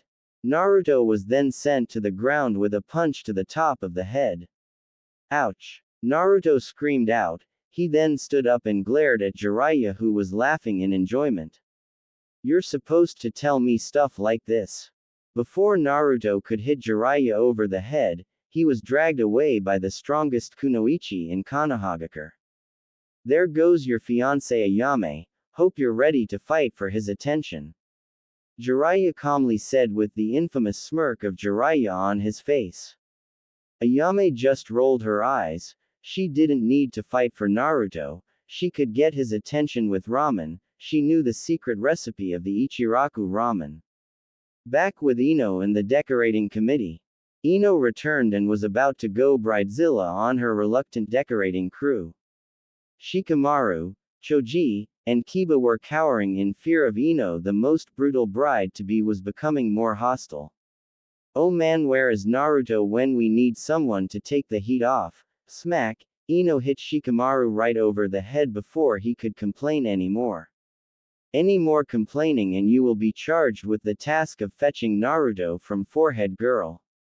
Ino quickly threatened the three men, who quickly gulped and nodded frantically. That was an impossible task, and all who were charged with the task would be brutally beaten to a pulp. We'll be good, they quickly replied in unison in fear of Ino, whom they dubbed the bride from hell. And back with Naruto. Sakura-chan, was it really necessary to hit me over the head? Naruto rubbed his head, feeling a lump that was forming from the force of the punch. He didn't quite know why Sakura suddenly showed an interest in him, but he wasn't going to complain. To make a point, never be late to our dates from now on, or else I will put chakra behind the punches. With that said, the pink-haired Kunoichi then flicked Naruto's forehead with a gentle smile. Naruto couldn't help but smile at her before eating some of the food Sakura had brought for them to eat. Fried chicken, strawberries, tea, and she brought some ramen just for Naruto. I brought foods you would like: greasy, sweet, ramen, tea, and of course me. Not hitting me. It had been this fact about Sakura that caused Naruto to end up with Ino. Simply put, Ino didn't try to knock his teeth down his throat for an honest mistake. It was easier to get results by yelling at him, and forcing him to go shopping with her. Yes, as long as you conduct yourself like an adult. She calmly threatened. Naruto just nodded his head since he didn't quite like the idea of being hit again. Okay then, let's eat. Shortly after they had started eating, the impossible happened. Naruto was full. Never had this been recorded, he always had room for more, but he ate most of the food by himself. But the unimportance of food had given them time to talk finally. A thing they hadn't done since they were younger. Somehow in the 3 years they simply just grew apart, and Ino become more dominant in Naruto's life. Naruto, did you know Jiraiya-sama and Tsunade-sama were married? Sakura looked to Naruto, who she was latched to. Naruto nodded softly. He had known for a while. He was told it was a secret. Yeah, I know. Dunno why they ended up divorced, but I think it has to do with him being a pervert. Naruto chimed in quietly. He then looked to Sakura quietly as he remembered exactly why he had a crush on her when he was younger. You know, I always found your forehead to be one of your best defined features. It's what makes you, you. Naruto smiled softly and kissed her on the forehead. Sakura blushed in a way that her cheeks for the moment matched her hair, and then things started clicking. She realized back when they had just become a teen, it was really Naruto disguised as Sasuke saying those sweet things to her. This caused her to blush even more. Naruto, why is it you ended up with Ino Pig? You just quit showing interest in me one day. Why? Sakura asked calmly as she regained her composure. She never quite understood why her biggest fan just completely gave up on her. Too many mixed signals, and you always hit me, and Ino never did anything like that. Naruto didn't have any other reasons for why, other than the obvious: he thought Ino was pretty, and he appreciated the kindness she had shown him after he returned from training with Jiraiya. Oh, I guess I learned a lot from Tsunade, but still I was a bit stupid. I let you get away. The pink-haired Kunoichi looked down slightly. Sakura jumped slightly when she felt herself being pulled into a gentle embrace. Her face turned the most interesting shade of pink, much like the flower for which she is named. You know, you have another chance, Sakura-chan. Naruto gave Sakura his most genuine smile. He just simply stared deep into her eyes. Sakura blushed again when her gaze met his. In that moment she began to understand how Hinata felt when she was around Naruto. Sakura nodded and rested her head on Naruto's shoulder. She relaxed slowly and just nestled close to him. She smiled serenely. Thank you, Naruto-kun, she quietly said as she snuggled close.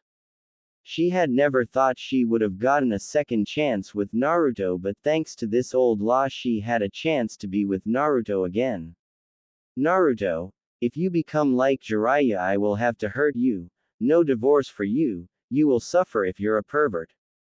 Sakura somehow managed to slip in one last threat. No problem there, you can trust me. Naruto would sooner die than be like the arrow Sennin. He had no shame whatsoever. Naruto could just see Jiraiya proudly proclaiming that he was a super pervert. Naruto smiled and stroked Sakura's head softly as he held her close. You don't have to worry about me being like him. He calmly reassured her with a genuine smile. And then as the sun slowly set in the horizon, the two shared a soft and tender kiss, enjoying a moment of true happiness. As nature has it, the most perfect moments are always ruined. Just then a huge sunset backdrop appeared out of nowhere. And the two most embarrassing ninja in Konoha stood giving a good guy pose. Who else but Lee and Guy? They always did this for no reason. Oddly enough, the third person there was Tenten, who was growling and clenching her fists. Smack, crack. Can't you two be serious for a moment without it turning into a drama? Tenten fumed for a moment. Now stop following me. And stop the speeches about springtime of youth, it's getting embarrassing, you two. Tenten huffed angrily before putting on a cheerful face. Naruto and Sakura just stared at this scene. Naruto wasn't so much shocked considering the recent events in his life that made no sense. So the sweet Tenten suddenly bashing her former teammate and former sensei over the head wasn't so shocking. Naruto-kun. Tenten quickly ran over, standing at a distance, her eyes sparkling lightly. Naruto of course became more nervous since he knew what was coming up. I would like for you to come over to my apartment tomorrow evening for dinner. There it was. Naruto eyed Sakura cautiously, afraid that another catfight would erupt. Tenten, couldn't you wait until my date with Naruto-kun was over? Numerous veins popped out of Sakura's forehead. Naruto quickly nodded to answer Tenten's question. And that's when it happened. The weapon mistress and the chakra mistress began to argue. I don't see any reason why I can't. You don't own Naruto, Tenten hastily replied, and Naruto's eye twitched. Naruto, you are now my eternal rival. I am jealous of your luck with women. I too hope to have as much youthfulness as you. Before Lee could continue, he was struck across the head by the two arguing women. Shut up, Lee. The two women shouted out as they momentarily stopped their arguing. Naruto was being pulled back and forth between the two like he were a rag doll. Naruto envied the unconscious Lee at this moment, because he knew this argument would continue into the wee hours of the next morning. Another day, another insane situation. Dad, did you go through this too? Naruto managed to mutter as the two kunoichi continued to jerk him back and forth. Naruto eventually got to finish his date with Sakura, but not after Tenten and Sakura's fight escalated. Naruto had finally managed to get home, and as he sneaked through the apartment he carefully cracked his door open, making sure there was no one waiting for him this time. He sighed with relief when there was no one in his room. He then heard a knock at the door, and sighed softly. He dragged his feet behind him as he walked to the door and opened it slightly, and his face turned pale as he saw Gaara standing there. Naruto, what's this I heard about you dating Temari? Who boy? Gaara didn't sound amused. He sounded as amused as Kakashi when someone took Ika Ika Paradise. Gaara, I can explain. Naruto was tired, very tired, and Gaara decided now was the time to talk as he used his sand, albeit weaker now, to push the door open. Then, explain, the unamused redhead walked in and sat down at the kitchen table. Naruto quickly sat down, keeping a safe distance from Gaara. I already know about the polygamy deal, but my problem is, you. Naruto rubbed his temples, afraid of what Gaara would say next. He knew Gaara had a temper that matched to Yuya's, and that in itself was scary. You didn't ask me to set you up. At this, Naruto's jaw hung open in shock before his face hit the table. This couldn't have been any stranger. Gaara wasn't amused that Naruto didn't ask for help. Naruto, you are going to make me the best man for the upcoming wedding, right? Naruto just chuckled at this and smiled at his best friend. Of course I am. Gaara, you're my best friend. With that, the two laughed. No one had ever really heard Gaara laugh in a natural way. Only Naruto had ever heard this. The next day, Naruto had been free of harassment for a change, so he decided to go check out the mansion since he would be living here quite soon. He heard a rustling in the nearby tree, and he looked up to see several of his friends hiding in the tree. Shikamaru, shouldn't you be laying in the grass watching the clouds, or something? Not with Ino acting so psycho. How troublesome. I pity whoever ends up teaching the children you two spawn. Hyper and bossy, the lazy bum said before muttering about how it was a drag. Naruto shook his head, and threw a pebble at Shikamaru, knocking the bum out of the tree. What the hell, Naruto? The lazy Shikamaru didn't enjoy injuring his pride. I have enough on my plate today without you guys getting me dragged into decorating for my wedding. When he finished that sentence, he received glares from Shino, Choji, Shikamaru, and Kiba. Get him. He should be the one stuck with Bridezilla all the time. Kiba loudly shouted. Naruto's face turned pale as he saw four of his friends cracking their knuckles ready to give Naruto a beat down. Author's note. I felt like a Benny Hill chase scene, so if you know the music, picture it being played. Naruto quickly spun on his heel and began to run away, as the four angry friends. He skidded as he rounded a corner and continued onward, trying to get away from them. Fortunately, alley was too wide for Akamaru and Kiba to run down, so they ran around to the other side of the alley and blocked it off. Naruto skidded to a stop and looked left and right as Kiba came from one side, Shino, Shikamaru, and Choji from the other.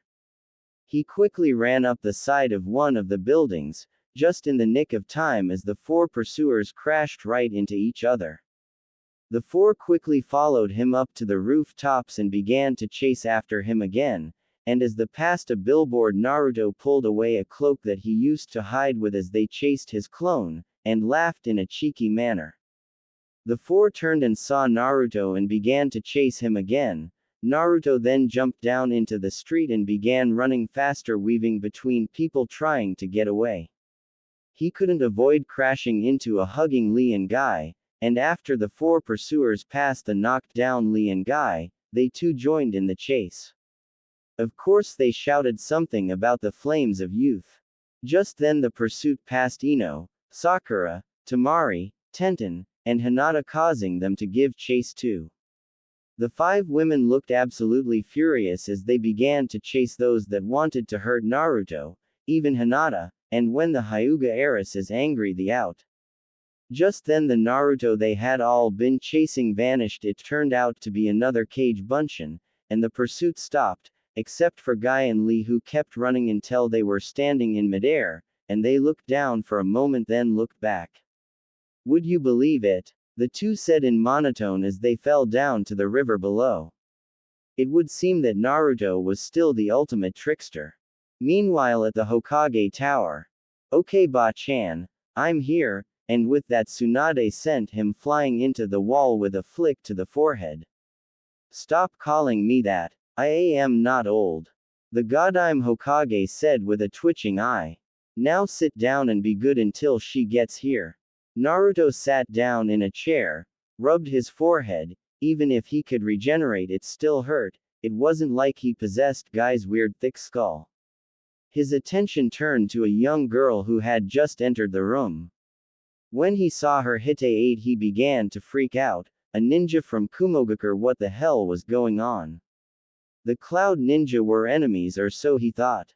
Naruto, it's been decided that you shall marry Yugito ni, the girl sitting to your right, in 3 weeks. This is simply a political marriage to ensure a ninja war doesn't happen between the two villages. The Godime knew that this would be a chaotic situation. She could tell by the way the two were looking at each other they didn't really trust the other.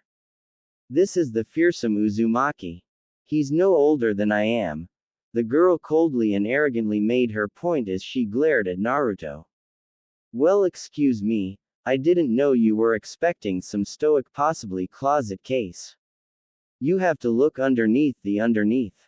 Naruto grinned at her, and didn't even stop when she glared at him.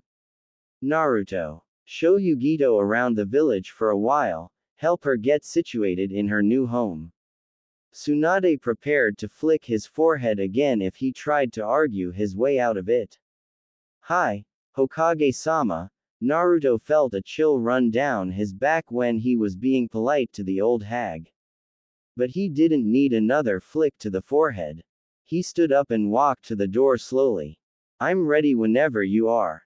Alright Uzumaki, but my safety is in your hands. Don't screw up. The girl coldly said as she walked out the door. Naruto quickly followed her. He didn't trust her very much. He felt like she would try to kill him while he slept. Sometime later. Okay, so I showed you the clothing store, the grocery store, the training grounds, the hospital, weapons store, and now the pinnacle of the village, Ichiraku Ramen. Naruto was glad the tour of the village was finally over. And what are those two? The blonde Kunoichi asked as she pointed at Konoha's strong yet most embarrassing ninja in another hug fest. My advice is try to ignore them when they do stuff like that, it's painful to watch. He gave a somewhat sarcastic look as he looked away from them. Just then Lee ran up to Yugito and went into the good guy pose. You are a vision of beauty. Will you be my girlfriend? The disturbingly energetic taijutsu expert proclaimed. At this Yugito just blinked looking at the buggy-eyed Jonin. He was unusual, very, very unusual.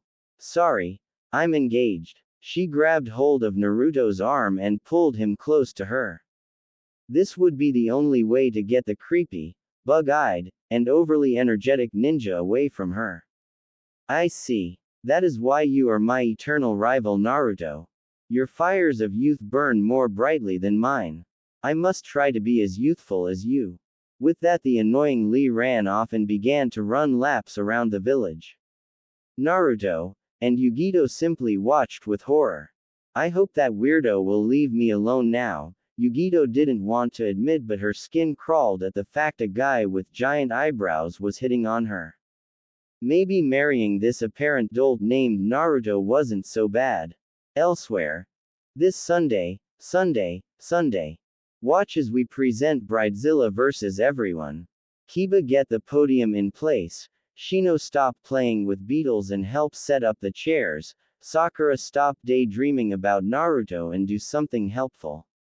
And Gaara, you just keep on doing whatever it is you're doing. Ino was once again ordering everyone around as she continued to be in Bridezilla mode. Ino, calm down, you're starting to sound like a certain redhead, only you're not cussing yet. A dark-haired girl calmly said as she tried to mediate some peace in the clearing-turned-wedding hall. I don't think that's such a good idea. 1 Ino is always this bossy, and 2 Tayuya is right behind you. Now your life wasn't saved by Naruto just so Tayuya could kill you 7 years later. Choji quietly said before being struck over the head with a folding chair by Ino. Who are you calling bossy? Ino was on the rampage. Fortunately Sakura snuck up and administered some sedative. This fortunately gave them a sigh of relief. When Ino sat down in a chair, acted calmer. Okay, we have 2 hours before Bridezilla returns.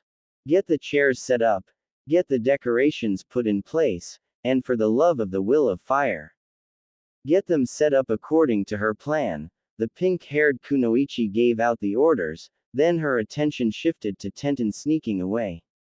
Where do you think you are going? I have to get started cooking dinner for Naruto. Tenten then vanished, leaving a swirl of leaves.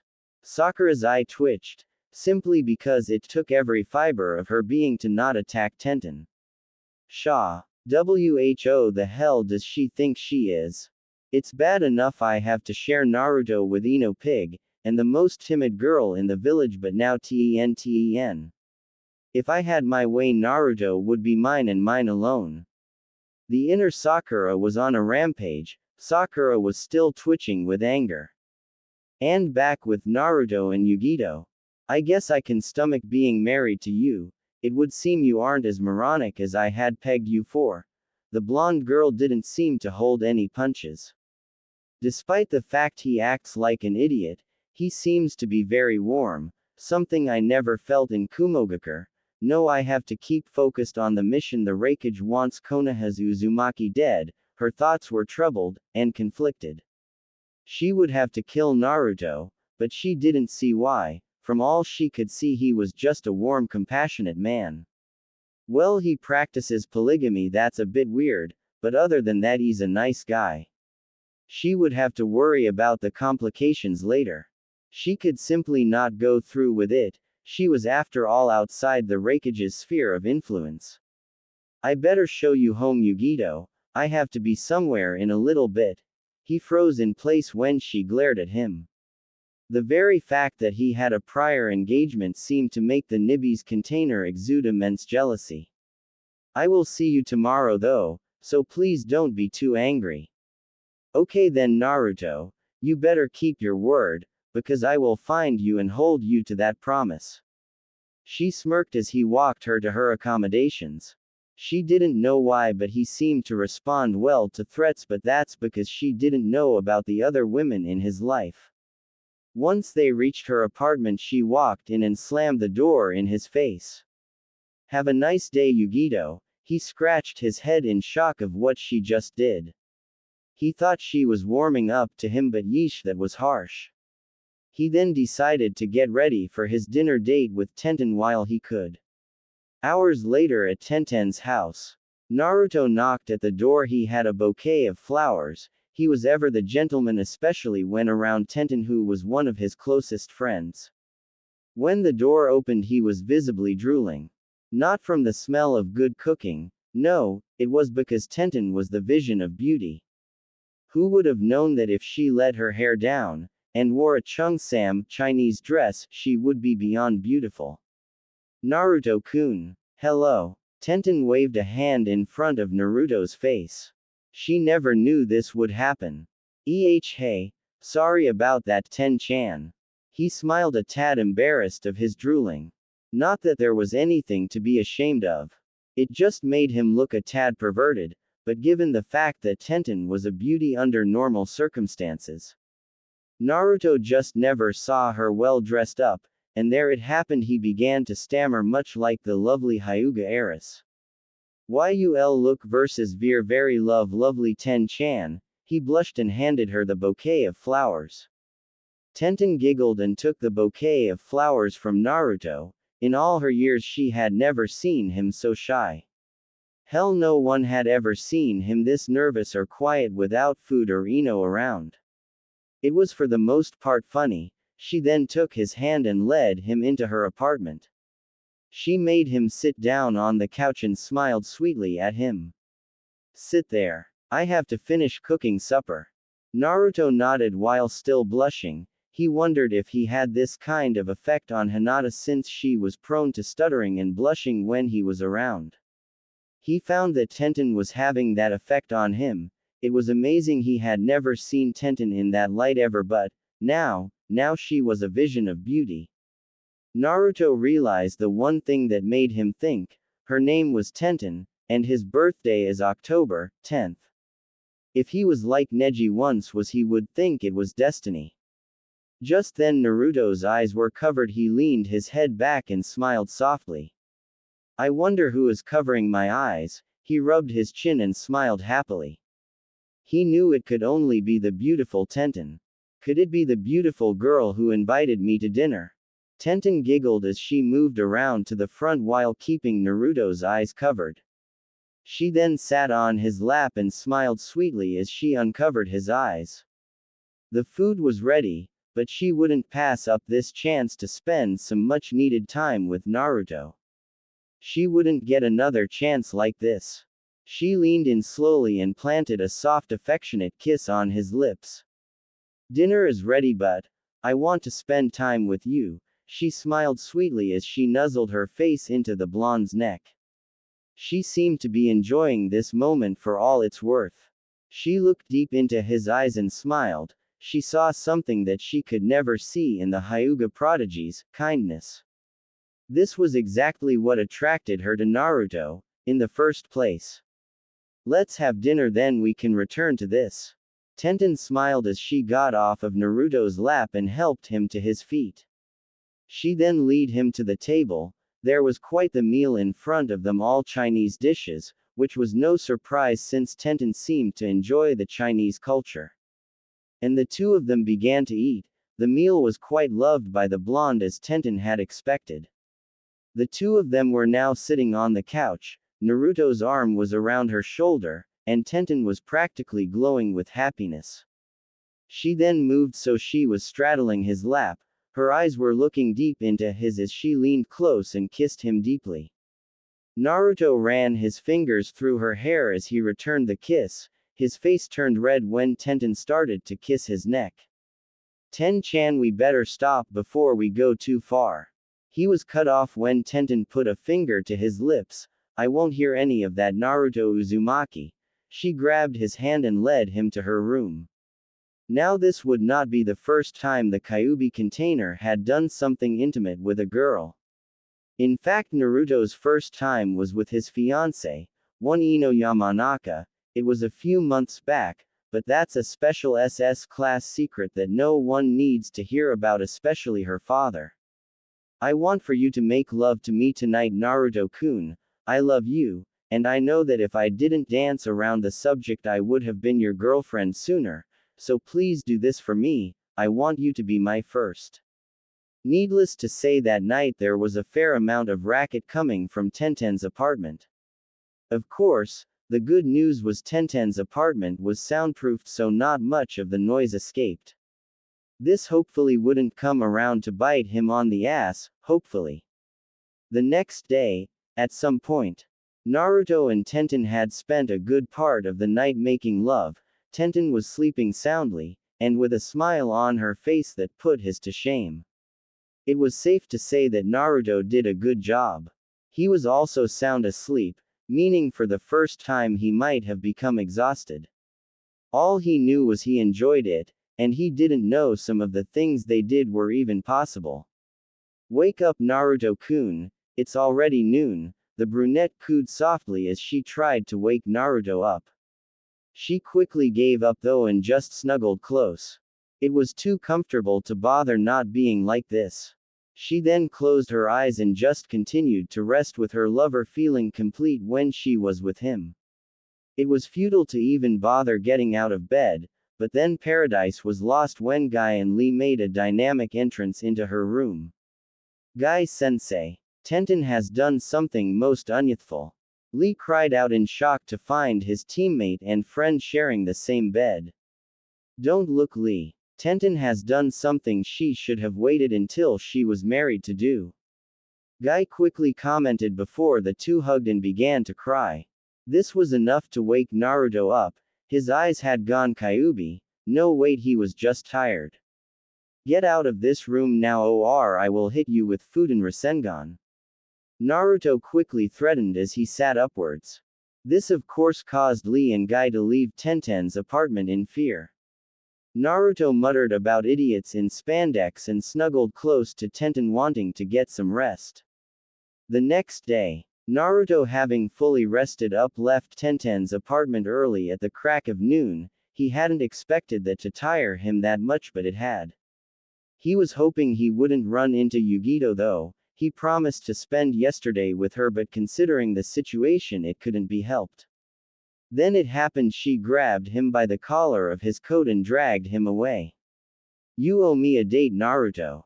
"Yes, Yugito dear," he sighed as she dragged him off. Another day, another impossibly crazy situation. Speaking of which, he had promised to Yuya he would meet her for drinks tonight. He better get something for the hangover then. "This place looks good." She pointed to the sign, and Naruto saw it was the sushi restaurant, not exactly his cup of tea. But if it would make her chill out, then so be it. Once in the restaurant, Naruto looked at the menu for a while and just decided to go with whatever looked best. "I saw the freaks running out of your girlfriend's house, screaming about unyouthful things, so I knew you were there. I could have dragged you there, but the container of the Nekomata blushed deep red. She simply didn't feel ready to see him naked. "But if you stand me up ever again, I will hurt you. You promised to take me to dinner yesterday after all." "Hi, I know Yugito-chan, but I was really tired, I won't stand you up ever again. He was simply afraid that she would hurt him next time he did it. Wait, did I just call her Yugito-chan? I hardly know her. He saw her face become a deeper shade of red. He then blushed softly. He wondered what it was about her that reminded him of a cat. There was the fact she had slanted eyes, and a love of fish. You sure like sushi, Yugito-chan. Like you have room to talk, Naruto-kun. I heard you inhale ramen like it's going out of style. She quipped with a smirk, then she realized she called him Naruto-kun. She had no clue why, but she was finding herself growing fond of this boy who looked like he was a fox. What she didn't know was she had more in common with him than that. Sometime later, after she had tried every kind of sushi. Thank you for a wonderful day, Naruto-kun. She then kissed him on the cheek and walked off. Naruto just stood there staring in disbelief of what had just happened. The girl he just met had started to warm up to him. He checked his watch then and saw it was time to get to the bar for drinks with Tsuade. And he simply groaned some. He wondered how the redhead acted when she was drunk. Maybe he would be lucky and she would be a happy drunk.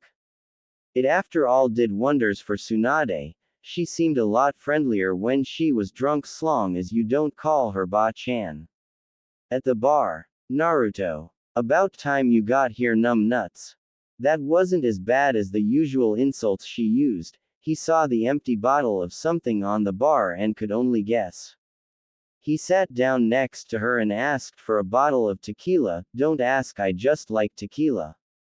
To whatever. Naruto cheerfully said and downed some of the strong alcohol and he coughed slightly. Man, that shit burns. I knews I could corrupt ya sooner or laters. Tsuade's language was slurred slightly due to her inebriated state. Several rounds, and toasts later. The duo slinked out of the bar, hanging off of each other. Naruto was less intoxicated than the redhead. Tsuade giggled like a school girl as she looked at Naruto. Can ya keep a secret? I guess I can try. What's your secret? Naruto stumbled some as he walked Tsuade home. He was starting to feel the alcohol, though slightly his metabolism worked a bit faster. I'm in love with a guy named Naruto, but, when I's around shim I just end up cushing it, I am and scareshim, she smiled in her drunken state. She then looked at Naruto and realized it was him and giggled again. Upish gesh, I told him, he. Tsuade's apartment the next morning.